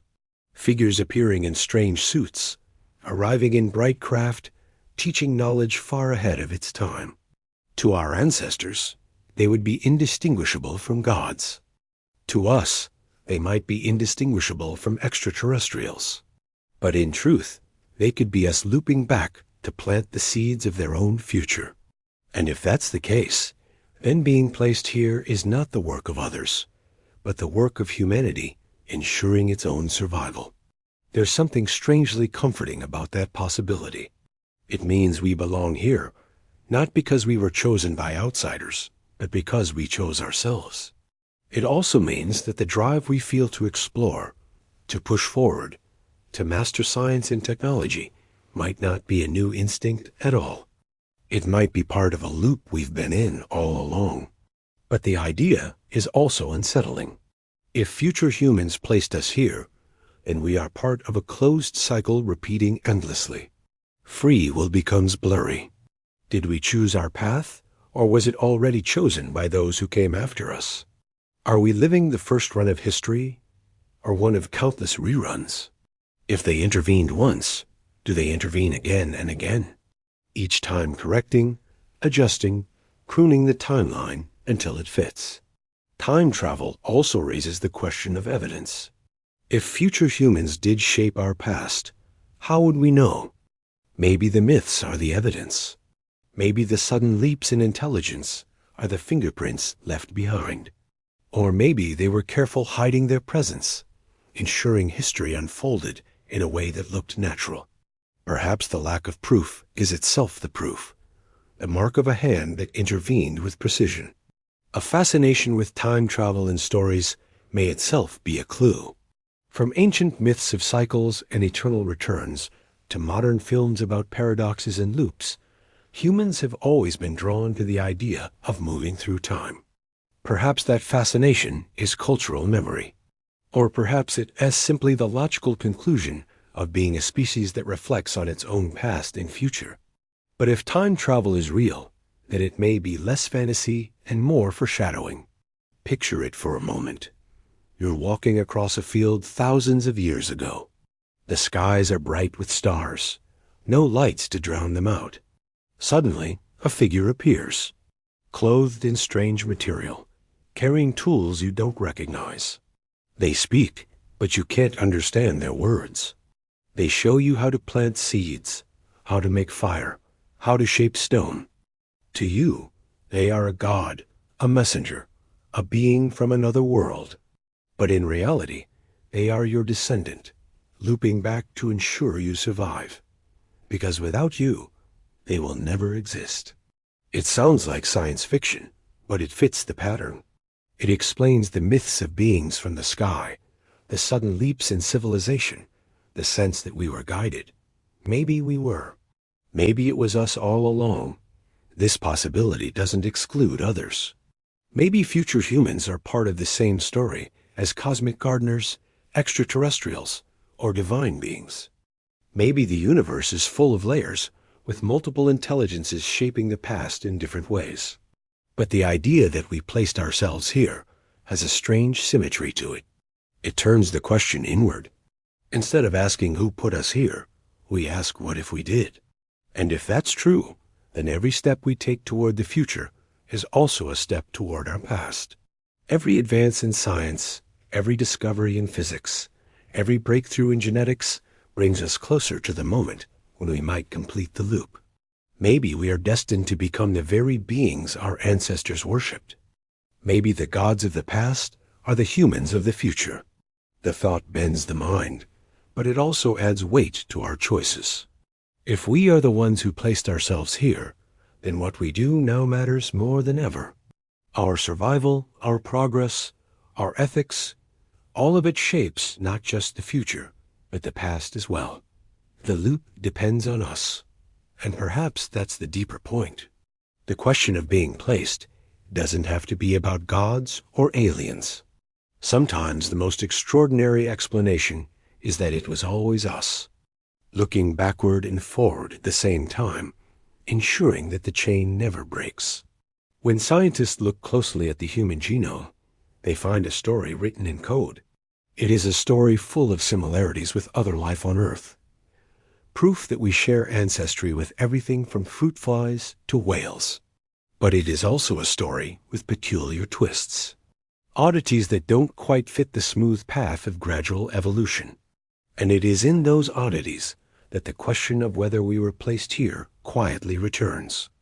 Humans share about 98% of their DNA with chimpanzees, our closest living relatives.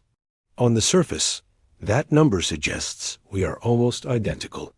Yet the difference between a chimpanzee and a human is enormous. Chimps are intelligent, social, and tool-using, but they do not build cities, compose symphonies, or wonder about their own origins. How can such a small genetic difference result in such a vast intellectual gulf? One clue lies in what are called regulatory genes. They don't build proteins directly, but instead control when and how other genes are expressed. A small tweak in these regulators can create big differences in development, especially in the brain. Humans seem to have experienced a burst of changes in regulatory DNA not long before our species emerged. It's as if someone adjusted the switches, not rewriting the whole book, but altering the way it is read. Another oddity is the size of the human brain. It is disproportionately large for our body, 3 times bigger than that of a chimp. This comes at a cost. Brains consume a massive amount of energy, about 20% of our calories. They make childbirth dangerous, since large heads must pass through narrow hips. They leave infants vulnerable for years, dependent on care long after most animals are independent. Evolution usually avoids such expensive risks. Why then did it happen to us? Why so suddenly and why so dramatically? Speech is another puzzle. Humans have a unique version of the FOXP2 gene, linked to language and vocal control. Mutations in it can cause severe difficulties with speech and grammar. In other primates, the gene is slightly different, and they lack our linguistic ability. Studies suggest that the human version appeared relatively recently, in evolutionary terms within the last few 0 years. It is not a slow build-up, but a sudden arrival, as if our capacity for language was switched on. There are also genes that look suspiciously like insertions. Parts of our DNA seem to come from ancient viruses, fragments that merged with our genome long ago. In fact, a significant portion of human DNA, some estimates say up to 8%, is viral in origin. In many cases, these insertions don't do much, but in others, they play critical roles. One viral gene helps form the placenta, making mammalian reproduction possible. Another may affect brain function. It raises a strange question. Were these just accidents of infection, or were they part of the design, the placement of key pieces into our genome at just the right time? Scientists also debate the so-called human accelerated regions, stretches of DNA that have changed unusually quickly compared to other species. Some of these regions are linked to brain development. Others affect how neurons connect. The fact that they shifted so fast, while most of our genome remained stable, suggests targeted bursts of change. Once again, it looks less like a slow drift and more like sudden edits. Then there is chromosome 2.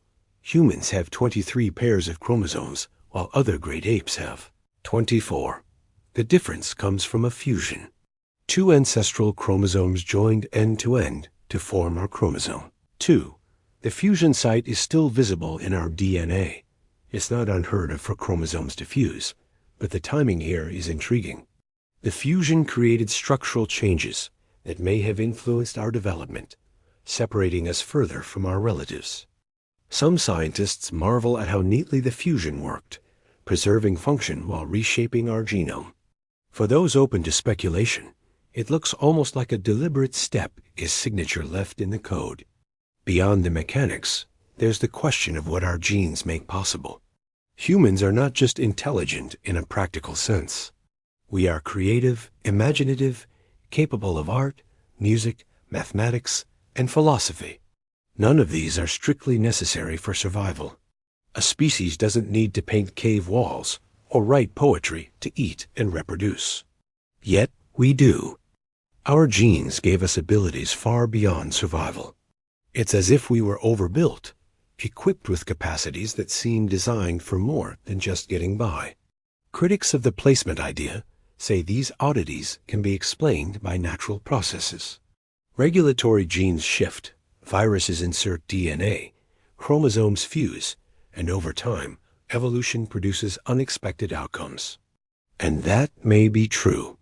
But the clustering of changes in humans, the way they seem to arrive in bursts, continues to draw attention.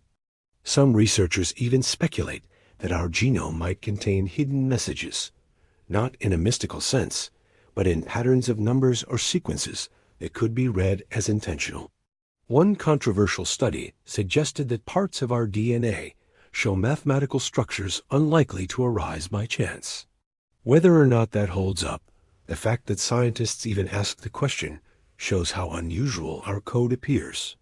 If future humans were shaping their own past, as we imagined earlier, the genome would be the perfect place to intervene. Adjust a few switches, insert a few sequences, and suddenly the brain expands, language emerges, culture takes off. If extraterrestrials were gardeners, the genome would also be their tool. Instead of building cities for us, they would build the instructions inside us, letting us grow into what we are. And maybe that explains why so many myths describe humans as created or shaped by gods. Clay molded into form, dust given breath, ancestors fashioned from maize or wood. In modern terms, perhaps that clay, that dust, that maize was DNA altered and arranged by hands unseen. Even if none of this was intentional, the oddities remind us how fragile and unlikely we are. A few different mutations, a different fusion, a missing viral gene, and we might not exist at all. The fact that we do exist with minds that can reflect on their own origins feels almost miraculous. So the genetic code, whether natural or guided, is more than biology. It is a record of where we came from, full of hints, puzzles, and possibilities. It is the script of our existence.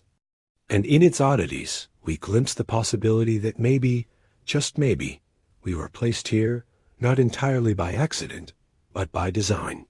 Consciousness is one of those words that sounds simple until you try to explain it. It means being aware, but it also means being aware that you are aware. It means having thoughts, but also the ability to reflect on those thoughts, to turn them over in your mind, to wonder not only about what is happening, but why it is happening and what it means. Animals are aware in their own ways. A cat knows when it is hungry. A bird knows when to fly south. A dolphin recognizes its companions. But humans seem to operate on another level entirely. We don't just react to the world. We construct inner worlds of memory, imagination, and meaning. And that difference is at the heart of the puzzle. From an evolutionary perspective, consciousness is tricky to explain. Survival doesn't really require philosophy. It doesn't require painting on cave walls, or composing music, or asking what happens after death. Yet, humans do all these things, and they have done them for tens of thousands of years. Our ancestors sang, danced, carved, and told stories long before they built cities. It's as if the drive to express and reflect was built into us from the beginning. Some scientists argue that consciousness is simply an emergent property of complex brains. Once neurons reach a certain level of connectivity, awareness naturally arises. In this view, our experience of being alive is nothing more than the firing of billions of cells in intricate patterns. But even if that is true, it doesn't quite explain the richness of human consciousness. Why should complexity produce not just awareness, but self-awareness, creativity, morality, and the sense of a soul? Others suggest that consciousness may serve practical purposes. Being able to simulate the future in our minds helps us plan and survive. Reflecting on our actions allows us to learn and improve. Language depends on the ability to represent ideas abstractly, and consciousness provides that capacity. But even here there are gaps. Why do we imagine not just realistic futures, but impossible ones like flying without wings or visiting other planets? Why do we create art that serves no immediate survival function? Why do we wrestle with questions about purpose and existence that have no clear answers? If you step back, it begins to look as if human consciousness is not just a tool for survival, but something extra, something beyond. It gives us access to imagination, curiosity, and transcendence. It makes us restless, always reaching for more, never satisfied with what is. And that restlessness is unusual. Most animals are content to live within their ecological niche. Humans are constantly trying to break out of theirs. This is where the idea of being placed here slips back in. If someone wanted to design a species that would question, explore, and seek meaning, they would give it exactly what we have: consciousness. Not just awareness of the world, but awareness of the self, the ability to ask why, the hunger for answers. Maybe that is the gardener's signature, not in our bones or genes, but in our minds. Ancient myths often point in this direction. Stories of gods breathing life into clay or dust are not just about physical creation, but about the gift of consciousness.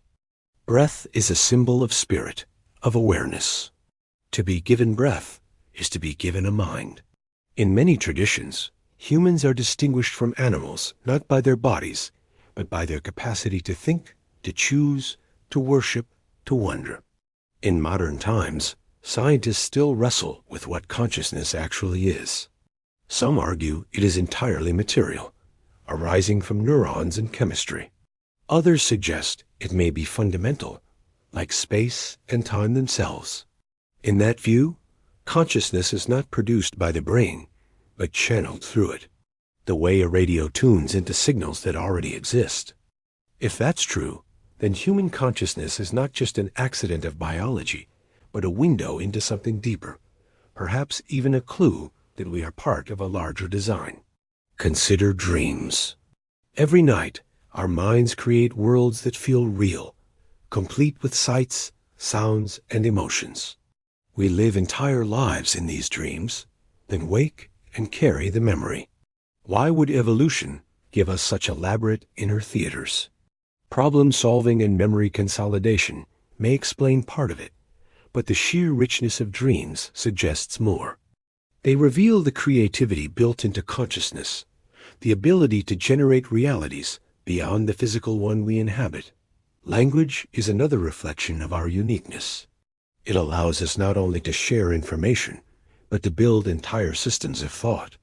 With words, we can describe the past, imagine the future, invent abstract concepts like justice, love, or infinity.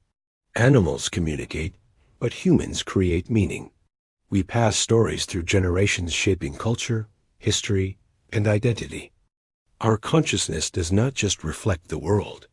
It remakes it in symbols and narratives. Then there is morality. Humans feel not only desires and instincts, but obligations. We ask what is right and wrong. We create systems of law and ethics. We sacrifice for ideals that go beyond survival. Morality may have evolutionary roots in cooperation, but the depth of human moral reasoning seems to exceed that explanation. We argue about fairness, justice, and compassion, even when those arguments don't benefit us directly. Once again, consciousness pushes us beyond the practical into the transcendent. Art may be the most striking example. From the earliest cave paintings to modern symphonies, humans have poured energy into creating beauty. Art doesn't feed us or protect us. Yet, it has been a part of human life for tens of thousands of years. Some scientists suggest it strengthens social bonds, but that feels like an incomplete explanation. Art seems to arise from a deeper need, a need to express what cannot be said in words, to capture meaning, to connect with something beyond ourselves. If we were placed here, maybe this is the clearest evidence, not in the stones we built or the genes we carry, but in the consciousness that drives us to wonder, create, and seek. It is our awareness that makes us ask the very question, what if we were placed here? Philosophers call this the hard problem of consciousness. It's not just how the brain works, but why there is an inner experience at all. Why isn't the brain simply a machine processing input and output without awareness?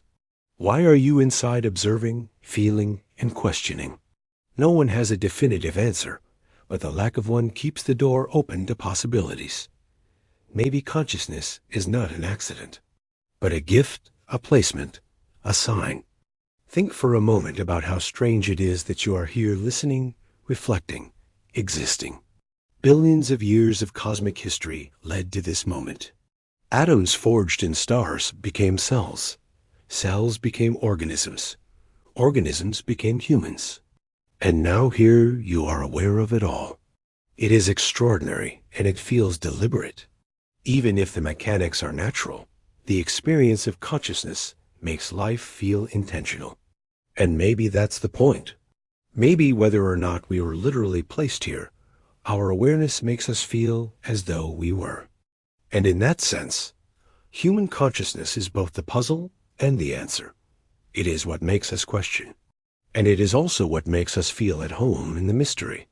When we look at the human story, one thing stands out more than anything else. We became smart very quickly.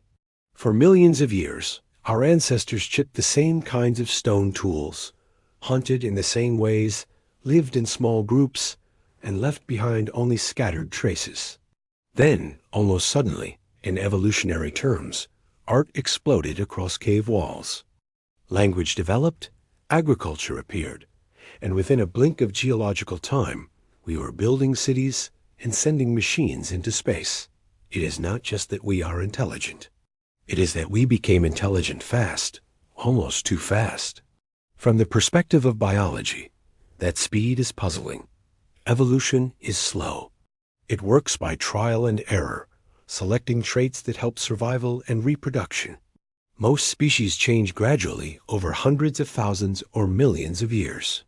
Yet, humans seem to leap ahead, skipping steps that other creatures never managed. Dolphins, elephants, and crows are intelligent in their own ways. But their intelligence has not produced civilizations, telescopes, or mathematics. What made us different? And why did it happen so quickly? Anthropologists call one part of this the cognitive revolution. Around 50,000 years ago, humans began showing evidence of symbolic thought. Beads, carvings, cave paintings, and rituals appear almost out of nowhere. Tools that had been simple for millennia suddenly became more complex. It looks less like a slow drift and more like a switch was flipped. Then came agriculture about 10,000 years ago. Again, it arrived in multiple parts of the world in a short span of time. Hunter-gatherers who had lived in balance with nature for thousands of years suddenly began planting crops, building permanent settlements, and creating surplus food. That surplus led to specialization, trade, and hierarchy. It also led to cities, governments, and monumental architecture. Within only a few thousand years, we went from scattered tribes to empires spanning continents. And then came technology. In just the last few centuries, we've gone from horses and hand tools to computers and rockets. The Industrial Revolution, the Digital Revolution, the Genetic Revolution. Each has transformed life on a scale unmatched by any other species. The acceleration is staggering. In the time it takes for evolution to normally change an eye color or a bone shape, humans have gone from fire to flight to quantum physics. The question is whether this is normal. Are we simply the lucky result of evolution hitting on a formula that works, or did something push us ahead? Are we a natural outcome, or are we outliers too smart too soon? If you imagine humanity from the outside, watching from afar, the picture is strange. A planet full of life balanced in ecosystems for millions of years. Then suddenly, one species begins to alter everything. Forests are cleared, rivers redirected, animals domesticated, landscapes reshaped. The pace of change is so rapid that the planet itself shifts in response. The atmosphere, the climate, the chemistry of oceans, all altered by a species that appeared in cosmic terms almost yesterday. It's possible that intelligence of this kind is simply rare, and when it emerges, it explodes. But it's also possible that our speed points to something unusual.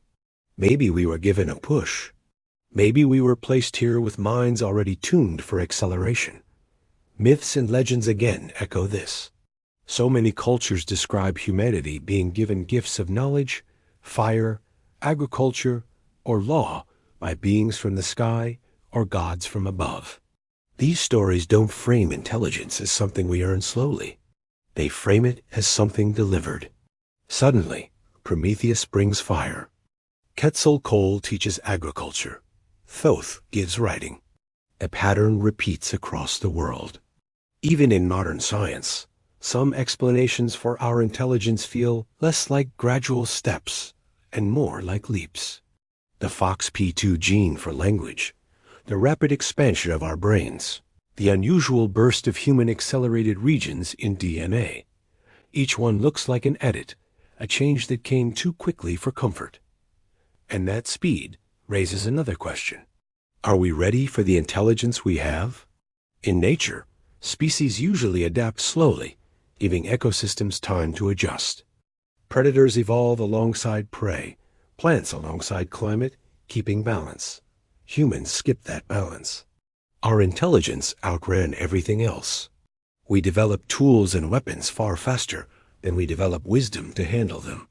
We can split atoms before we can solve conflicts peacefully. We can alter genomes before we fully understand them. We are children with godlike abilities, and that imbalance may be the greatest danger of all. If we were placed here, perhaps that imbalance is the test. Maybe we were given intelligence deliberately, not to survive comfortably, but to struggle with the responsibility of it. If so, then being too smart too soon is not a flaw, but a challenge, one that forces us to grow into the power we were given. But if we were not placed, if our intelligence is simply a natural outcome, then the question remains why it happened so fast. Why did no other species follow the same path? Why does the fossil record show long stretches of stability interrupted by sudden bursts? Why are we the only ones writing, building, and reflecting at this scale? Some scientists argue that chance played a role. Perhaps small genetic changes combined in just the right way, producing intelligence as a side effect. Perhaps climate changes pressured our ancestors into adaptability, forcing rapid brain growth. Perhaps language snowballed, each generation building on the last until culture accelerated. Those explanations make sense, but they also highlight how improbable the outcome is. If intelligence is that fragile, then maybe it doesn't happen often. Maybe we are rare. Maybe we are the exception that looks suspiciously like intention. Imagine another world with life, plants, animals, ecosystems, balance. But no species questions the stars. No species builds monuments. No species reflects on its own existence. That world is stable, peaceful, ordinary. Earth was like that too, until us. Our arrival was disruptive, sudden, and transformative. Whether by design or accident, we changed the rules. Are we too smart too soon? Perhaps our intelligence has given us power far beyond what our ancestors could have imagined. It has also given us the ability to destroy ourselves. Nuclear weapons, climate change, engineered diseases, all products of minds that advanced faster than their wisdom. Maybe every intelligent species faces this phase, the dangerous adolescence of civilization. Most may not survive it. The question is whether we will. And maybe that survival is the real answer to why we became intelligent so quickly. Perhaps intelligence is a filter, a test built into the universe. Only those who can balance knowledge with wisdom make it through.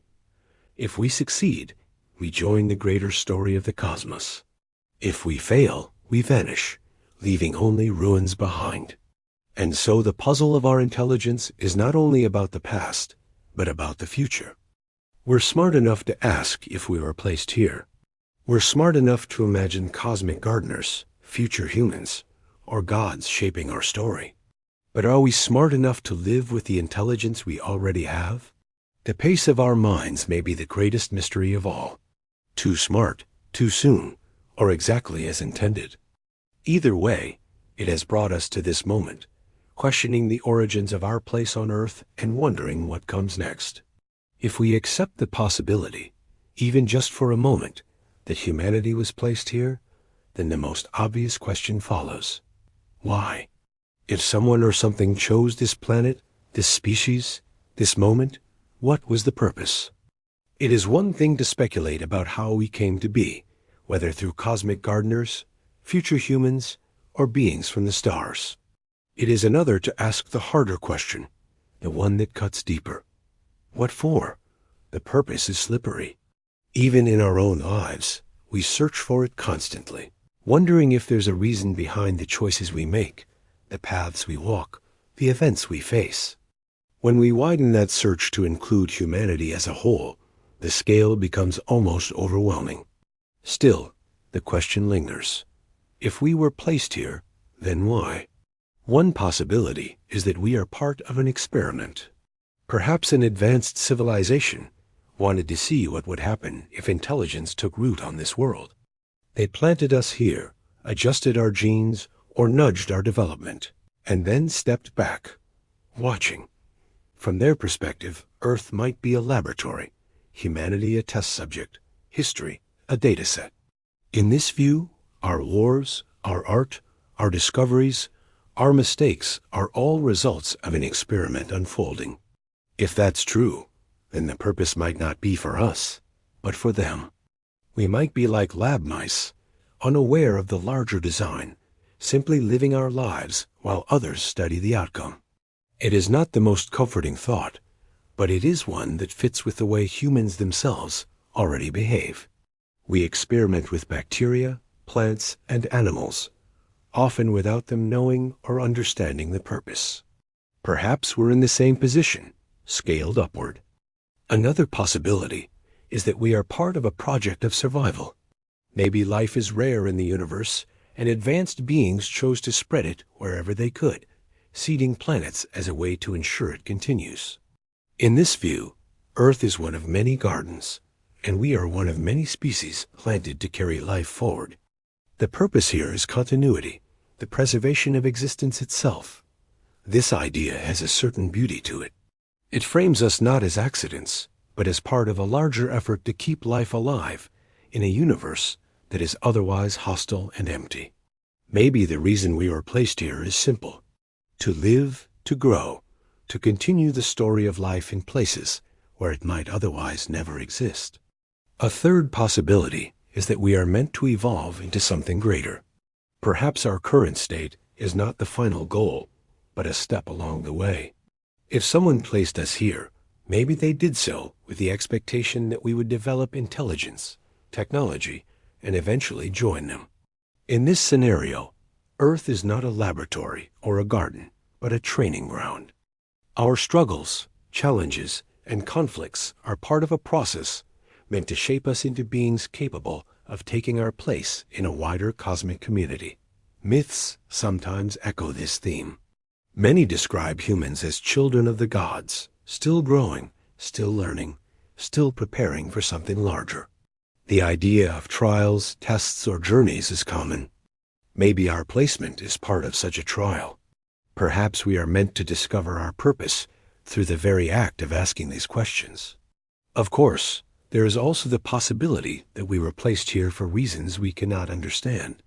If the intelligence behind our placement is so far beyond us, their motives may be incomprehensible. To an ant, the purpose of a human city is beyond imagining. To us, the purpose of a cosmic intelligence may be equally unreachable. In that case, our why may never be answered. But even so, the act of asking may still matter. There is also the human-centered answer that we were placed here because we matter, because we are meant to experience, to love, to create, to wonder. Maybe the purpose is not external, but internal. We exist in order to live fully, to be conscious, to shape meaning. Even if we were placed by others, the why may still be something we define ourselves. If you take the experiment view, then the purpose may be knowledge. If you take the garden view, the purpose may be survival. If you take the training ground view, the purpose may be growth. And if you take the human-centered view, the purpose may simply be existence. Some people find comfort in the idea that we were placed here to serve a higher plan. Others find comfort in the idea that we create our own purpose. Both can coexist. Perhaps we were placed here with only the broadest of intentions, and the details are up to us. There is another layer too. Maybe we were placed here not just for ourselves, but for others. Perhaps humanity has a role to play in the universe beyond Earth. Maybe we are meant to be messengers spreading life further. Maybe we are meant to contribute something unique, our art, our consciousness, our creativity to the larger fabric of existence. It's tempting to think of purpose as grand and cosmic, but sometimes it may be simpler. Perhaps we were placed here simply because life deserves to be. Maybe the why is no more complicated than the joy of creation, the impulse to see what might happen. If humans create art, music, and stories for no reason other than expression, perhaps higher intelligence creates life for the same reason, not for utility, but for beauty. And yet the darker possibilities remain. Maybe we were placed here as a resource. Maybe the intelligence that seeded us has no benevolent plan, but sees us as tools or raw material. Perhaps our placement is less about our flourishing and more about their use. It's unsettling, but not unthinkable. After all, humans themselves raise and shape other species for their own purposes. Cattle, crops, pets, experiments. None of them know our true reasons. Perhaps we were in the same position, waiting to find out whether our existence serves someone else's goal. But whether comforting or unsettling, the question of why changes how we see ourselves. If we were placed here, then our lives are not isolated random moments. They are part of a larger story, one that stretches beyond our planet and perhaps beyond our comprehension. And maybe that is the real point. Maybe the purpose of being placed is to make us ask why, to make us wrestle with questions that push us beyond survival, to make us reflect, create, and imagine. The fact that we are capable of asking may itself be the answer. In the end, whether the reason is experiment, survival, growth, expression, or something we cannot fathom, the question remains open. And in that openness, we find meaning. Because to wonder why we are here is already to step into the purpose of being here at all. When we look at nature, it's easy to see it as background, a stage on which the human story plays out. But if we pay attention, nature doesn't just surround us, it teaches us. Every tree, every river, every animal carries lessons written in the patterns of survival, balance, and renewal. If we were placed here, maybe the planet itself is part of the design. A living book full of instructions meant for us to read. Consider the cycles of life. Nothing in nature is wasted. When a leaf falls, it decays, becoming soil that feeds the next generation. When an animal dies, its body nourishes the earth, giving life to plants and insects. Water evaporates, forms clouds, falls as rain, and begins again. Everywhere we look, the lesson is the same. Endings are not endings, they are transitions. Maybe we were placed here to learn that survival, growth, and renewal are all parts of the same rhythm. Then there's cooperation. In a forest, trees don't just compete for light. They also share resources underground through networks of fungi. Scientists call it the wood wide web. Nutrients flow from stronger trees to weaker ones, ensuring the whole forest survives. Ants work in colonies, bees in hives, wolves in packs. Life thrives in systems of cooperation as much as competition. If we were meant to learn from nature, one lesson might be that survival is not only about strength, but about connection, about giving and receiving support. Adaptation is another lesson. Species change, shift, and evolve to fit their environments. Birds grow different beaks depending on what they eat. Insects camouflage to blend in. Even bacteria adjust to resist antibiotics. Adaptability is the key to resilience. Humanity, with its rapid intelligence, sometimes forgets this. We try to bend the world to us instead of bending to it. But perhaps the lesson written in nature is that true survival means balance, flexibility, and humility in the face of change. Look at predators and prey. It seems brutal at first, but even here, balance exists. Predators keep populations in check, preventing overgrowth. Prey evolves defenses, pushing predators to adapt in turn. The system remains dynamic, always adjusting. In contrast, when humans remove predators from an ecosystem, the balance collapses. Deer overgraze forests, rabbits strip fields, pests multiply. Maybe the lesson is that harmony requires tension, that life sustains itself not by eliminating danger, but by balancing it. Seasons carry lessons too. Spring is birth, summer is growing, autumn is harvest, winter is rest. Every culture has marked these rhythms, shaping rituals around planting and harvesting, light and dark. The earth turns, and with it comes the reminder that life moves in cycles, not straight lines. Progress is not always forward. Sometimes it is circular, a return, a renewal. Perhaps that's why so many myths of placement speak of cycles, of destruction and rebirth, of floods and new beginnings. The ocean teaches us patience. Tides rise and fall with the pull of the moon, steady, endless, unhurried. Rivers carve canyons over millions of years, drop by drop. Mountains rise and crumble on scales far beyond human lifetimes. If we were placed here to learn, maybe one of the lessons is that time is vast and our perspective is small. Rushing, forcing, and consuming may blind us to the deeper rhythms that carry all of life forward. Even the smallest details can be teachers. A spider weaving its web demonstrates persistence and precision. If the web breaks, the spider rebuilds without complaint. A seed pushes upward through soil, fragile but determined. Drawn by sunlight it cannot yet see. Flocks of birds turn in unison, each individual aware of the others, moving as one. Everywhere, lessons about resilience, persistence, and unity unfold in plain sight. Some philosophers suggest that if we were placed here, Earth itself may be the curriculum. The planet is not just our home, but our teacher. Forests teach balance, rivers teach flow, storms teach power, deserts teach endurance. Each environment shapes the people who live within it, offering wisdom alongside challenge. Many indigenous traditions echo this. Elders speak of listening to the land, of animals as teachers, of seasons as guides. Knowledge is not only in books, but in observation, patience, and respect for the natural world. In these traditions, humanity is not separate from nature, but part of it, placed within it to learn humility, gratitude, and responsibility. Modern science, in its own way, supports this. Ecology shows us that everything is connected. Removing one species can collapse an entire system. Protecting one habitat can save countless forms of life. The lesson is interdependence. The reminder that we are not isolated, but woven into the same web as everything else. Sometimes the lessons are warnings. When we take more than nature can replenish, the system pushes back.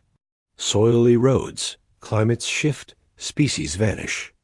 Imbalance brings consequences. Perhaps that too is part of the design, a way of teaching limits, urging us to recognize that our intelligence must be tempered with restraint.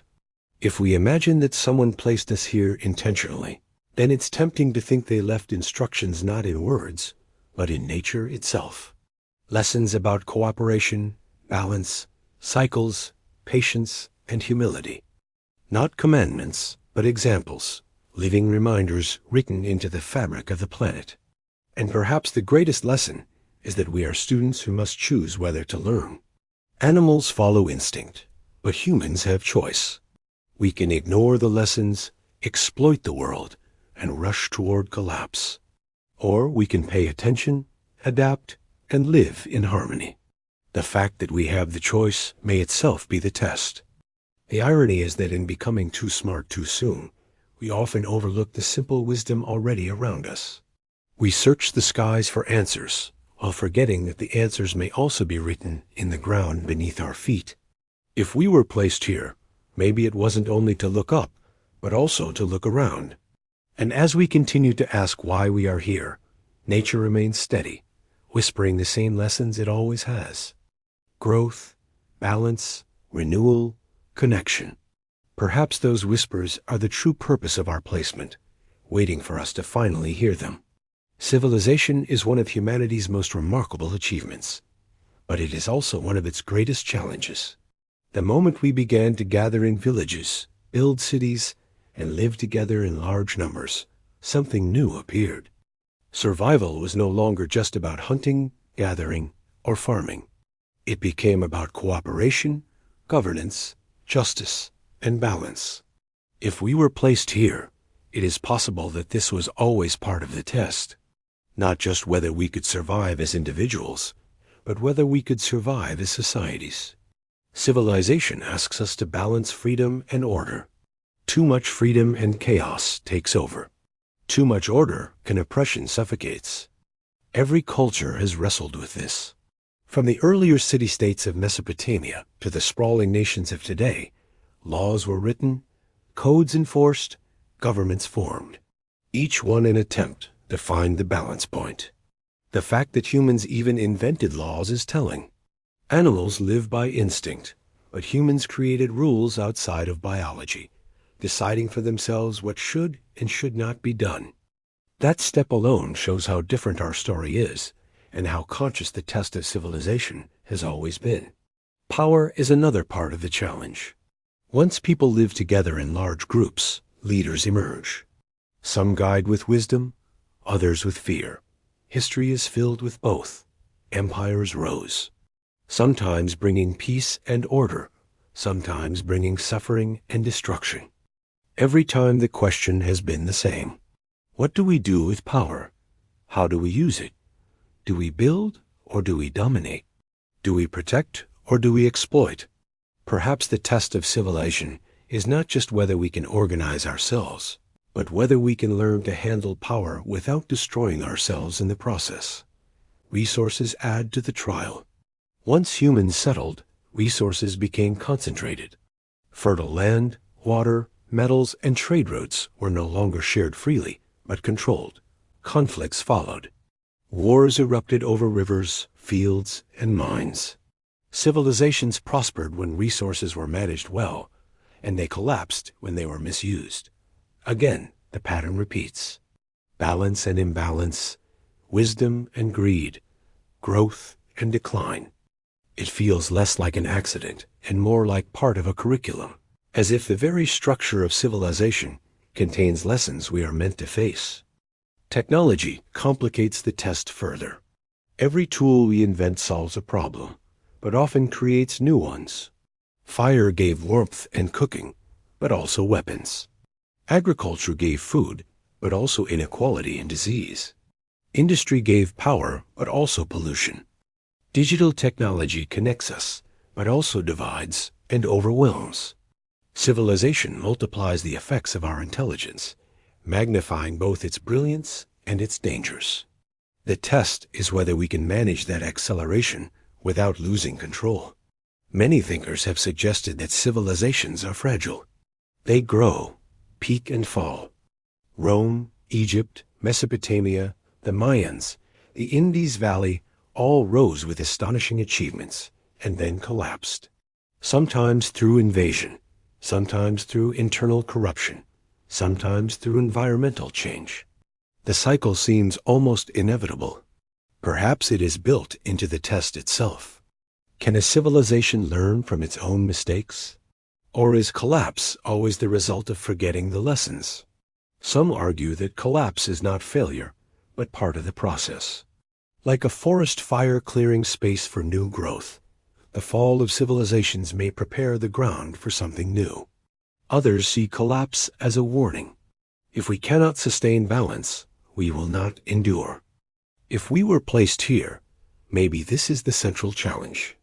Not just to survive as individuals or tribes, but to sustain civilizations without destroying ourselves or the planet that hosts us. The myths we've inherited often echo this. Stories of great floods, of towers brought down, of empires punished for arrogance. Whether literal or symbolic, these stories carry the same message. Civilizations are tested, and those that fail are wiped away. Humility, balance, and respect for limits are part of the trial. Today, the test of civilization feels sharper than ever. Our power extends across the globe. We can alter climates, split atoms, edit genes, and send probes beyond the solar system. No empire of the past held power on this scale. With it comes responsibility that may define whether we pass the test or fail it. Look at how we treat the environment. Forests cut down, oceans polluted, species vanishing. If the lesson of nature is balance, then the test of civilization is whether we can apply that lesson at scale. If we cannot, the system will correct itself, as it always has. Civilizations that overshoot their limits collapse. Perhaps ours will too, unless we learn. Look also at how we treat each other. Wars continue, fueled by greed, fear, and ideology. Yet, at the same time, movements for justice, equality, and peace grow stronger. Civilization seems to carry both its worst and its best within it. The test is whether the best can overcome the worst. It's possible that the intelligence we are given was never meant only for survival. Maybe it was given to see how we would build societies, how we would organize, create, and govern. Maybe the real measure of humanity is not in our tools or monuments, but in how we treat one another. And perhaps that's why the test of civilization feels so difficult. Because it is not about instinct, but about choice. We can choose to exploit, or to share, to dominate, or to cooperate, to destroy, or to nurture. Free will makes the test harder, but also more meaningful. If we were placed here, then maybe civilization itself is the proving ground. Can we balance power with wisdom? Can we align technology with ethics? Can we live in harmony not just with nature, but with each other? The story of civilization is still unfolding. We don't yet know whether we will endure for millennia or collapse like those before us. But perhaps that uncertainty is part of the design. A test is only a test if the outcome is not guaranteed. And as we move forward, it may be worth remembering that civilizations rise and fall, but the lessons remain. Written in ruins, carved in memory, passed through the story. Maybe that too is part of the placement.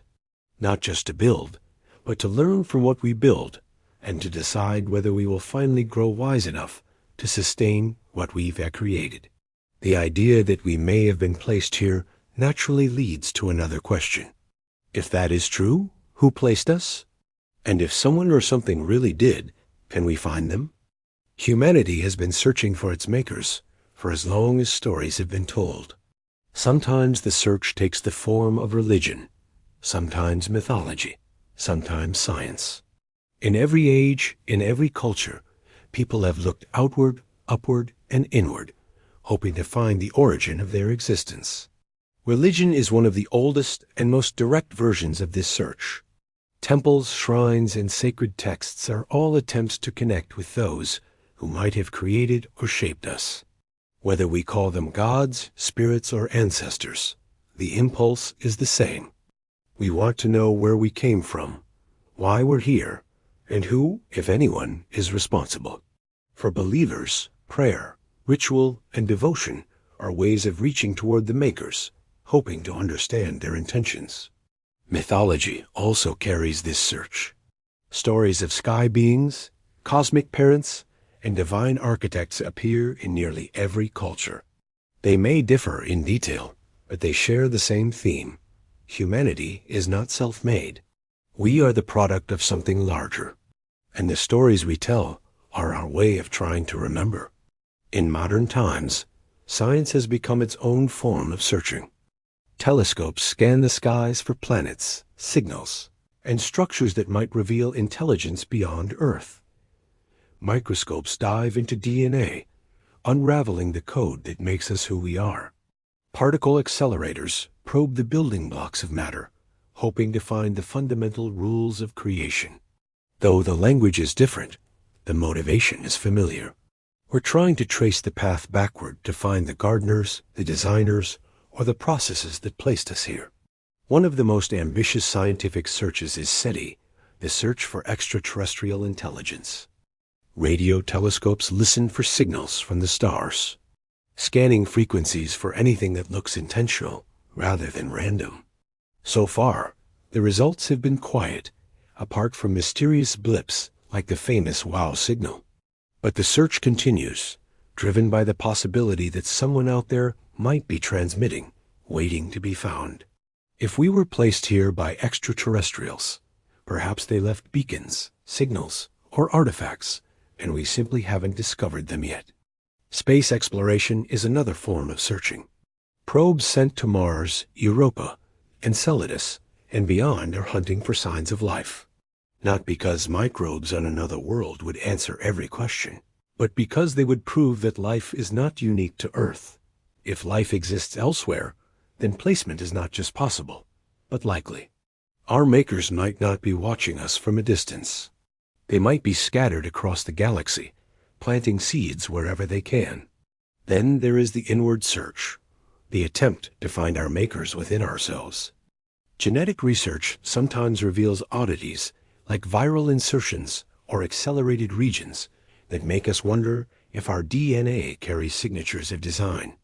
Consciousness studies wrestle with the mystery of awareness, asking whether it is a natural byproduct or a clue to something deeper. Philosophers debate whether the universe itself is conscious and whether we are fragments of that larger mind. In each case, the search is not out there, but in here within the very fabric of who we are. Some scientists have even entertained the possibility that we live inside a simulation. If that were true, then our makers might not be biological at all, but programmers, designers of a reality we experience without knowing it is artificial. The simulation hypothesis is speculative, but it captures the same longing. If we are inside a system, then somewhere outside the system are those who built it. Finding them would be the ultimate discovery of our makers. The search also carries emotional weight. It is not just curiosity, but yearning. Children often ask about their parents, wanting to know who gave them life, where they came from. In a way, humanity is a child, asking the same question on a cosmic scale. Who gave us life? Who shaped us?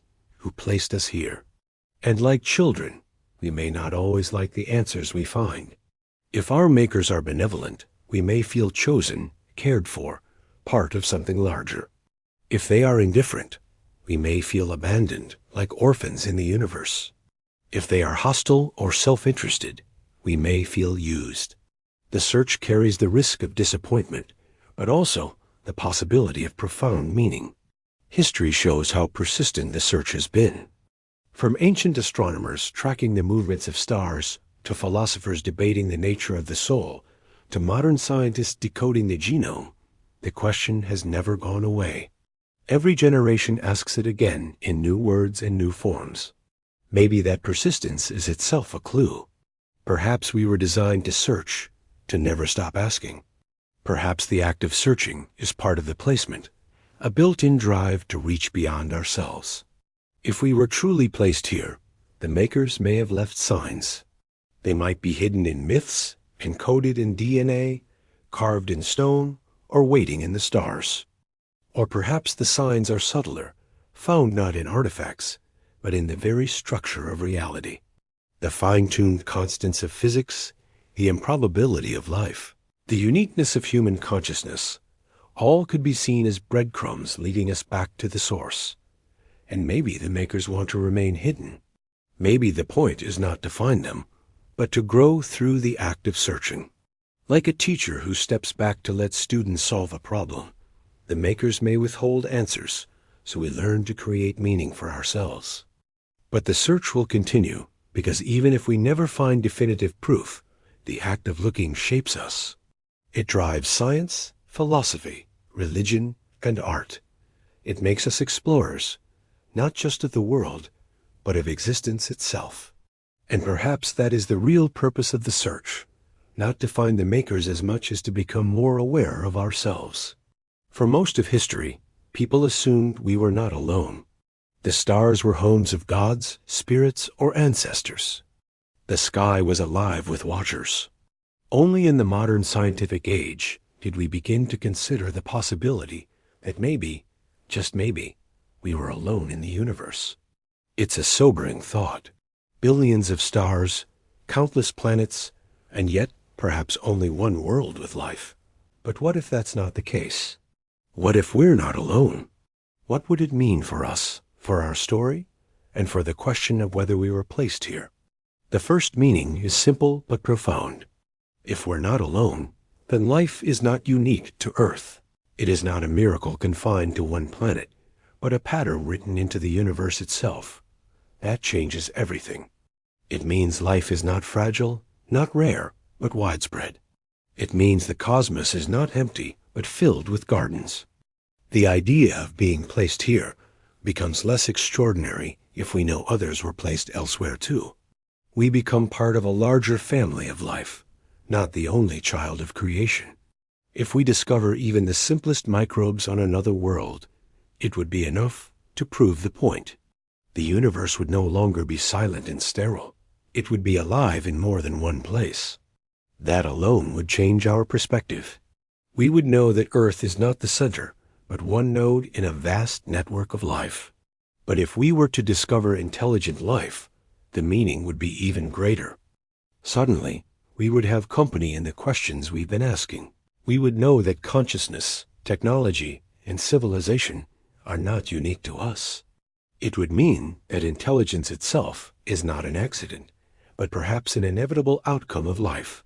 And yet, the thought is unsettling. What if the others are far ahead of us, technologically or morally? What if they see us as children, or as experiments, or as resources? What if they placed us here? The realization that we are not alone brings comfort, but it also brings vulnerability. We are no longer the top of the chain. We are part of something larger, and we don't know where we stand. Imagine the day we receive a signal, a clear message from another civilization. Even if it's just a greeting, it would ripple through every culture, every religion, every philosophy. Some would see it as proof of gods, others as proof against them. Some would fear invasion, others would rejoice at the company. Governments would scramble, scientists would celebrate, and ordinary people would look up at the stars with new eyes. The world would never be the same. If we're not alone, it may also reframe our own purpose. Maybe we are not the experiment, but part of a larger project. Maybe civilizations across the galaxy are like pieces of a puzzle, each carrying something unique. Perhaps the gardeners, whoever they are, want diversity, creativity, and variety. Maybe our role is to contribute our art, our stories, our consciousness to the greater whole. On the other hand, if we're not alone, it could mean competition. Civilizations may vie for resources, territory, or survival. The test of civilization we already face here on Earth may extend outward into the stars. Will we meet others with cooperation or conflict? Will we share or fight? Some scientists talk about the great filter, the idea that somewhere in the development of life, there is a barrier most species cannot pass. Perhaps intelligence leads to self-destruction before it spreads. If that's true, then meeting others would mean we are not doomed to isolation. It would mean others pass the test, and perhaps we can too. But what if we are not just not alone, but connected? What if those who placed us here are still out there watching? What if the myths of gods descending from the sky were not imagination, but memory?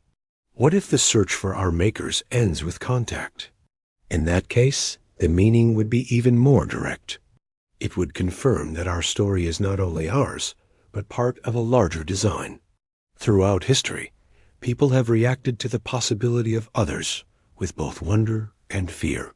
In mythology, sky beings brought knowledge, but also punishment.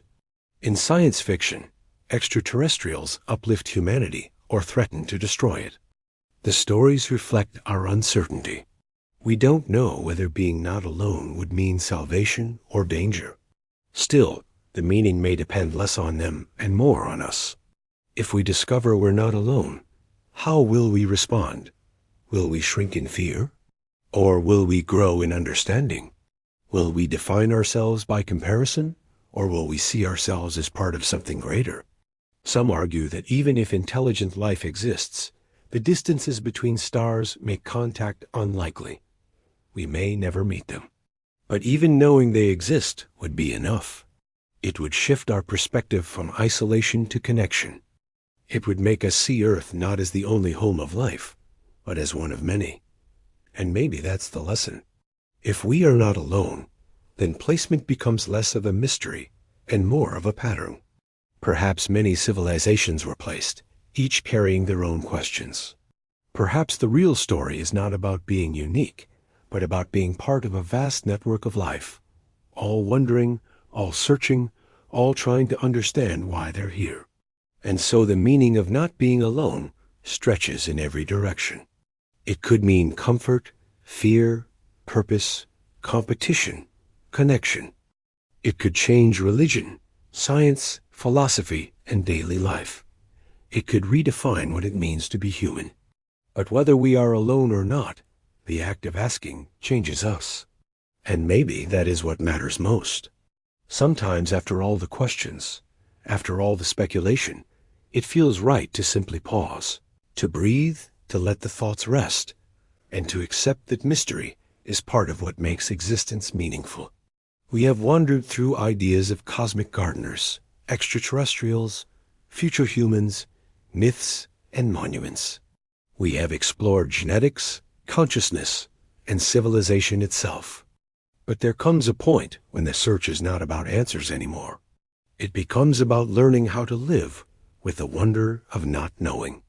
Mystery has always been part of the human experience. Ancient people looked up at the stars and felt the same awe we feel today. They wondered what was out there, who might be watching, why the heavens seemed so vast and yet so connected to their lives. They told stories, built monuments, and passed down traditions, not because they had answers, but because they wanted to live in a relationship with the unknown. Mystery was not an obstacle. It was part of life. In our time, science has illuminated much of what was once hidden. We know the distances to stars, the age of the universe, the structure of DNA. We can model the climate, split atoms, and peer billions of years into the past with telescopes. Yet, even as our knowledge expands, the mystery deepens. The more we learn, the more questions appear. Why is the universe fine-tuned for life? Why does consciousness exist? Why is there something rather than nothing? If we were placed here, those mysteries may be part of the placement itself. Perhaps we were never meant to have all the answers. Perhaps the questions are the real gift, the real test. To wonder, to search, to imagine. These are what make us human. Resting with mystery does not mean giving up. It means recognizing that not everything must be solved immediately. It means allowing ourselves to live inside questions without rushing to conclusions. It means letting the unknown be a companion, not a threat. There is peace in this approach. Think of sitting by a river. You don't demand to know where every drop came from or where every drop is going. You simply listen, watch, and let it flow. Mystery can be like that river. It moves around us, through us, beyond us, and we can rest with it, knowing that we are part of its flow. Throughout history, some of humanity's greatest wisdom has come not from definitive answers, but from quiet reflection. Philosophers sat under trees, mystics meditated in caves. Scientists stared at the night sky for hours, simply watching. In those moments, they were not forcing answers. They were listening to the mystery, allowing it to speak in its own way. In daily life, mystery is everywhere. We don't fully know why love feels the way it does, why music can bring us to tears, why a sunset can make us pause and feel something beyond words. These are mysteries we live with, not because we understand them, but because they make life rich. Perhaps our placement here is the same. Not something to solve, but something to experience. Sometimes people fear mystery, as if not knowing means weakness. But maybe it is strength. To admit that we do not know, to embrace that uncertainty, is to remain open. Closed answers end the conversation. Mystery keeps it alive. If you imagine that someone did place us here, perhaps this was always the intention, not to give us a world with clear instructions, but to give us a world full of puzzles, beauty, and wonder. A world that asks us to search, to imagine, and to rest. There is comfort in thinking that mystery is not the absence of meaning, but its presence. Mystery invites us to keep looking, to keep learning, to keep sharing. It keeps us humble, reminding us that we are small but capable of big questions. It connects us to the generations before us who wondered the same things, and to the generations ahead who will wonder still. As we sit here now in this moment, it is worth pausing to notice how extraordinary it is that we can reflect at all. Billions of years of cosmic history, countless accidents and adaptations, and here we are aware, listening, asking. Maybe that is the deepest mystery of all. So let's allow ourselves a moment to rest with it. Not to solve, not to prove, not to conclude, but to simply be. To recognize that mystery is part of being human, part of being placed here, part of the story we carry. And maybe, just maybe, that is enough.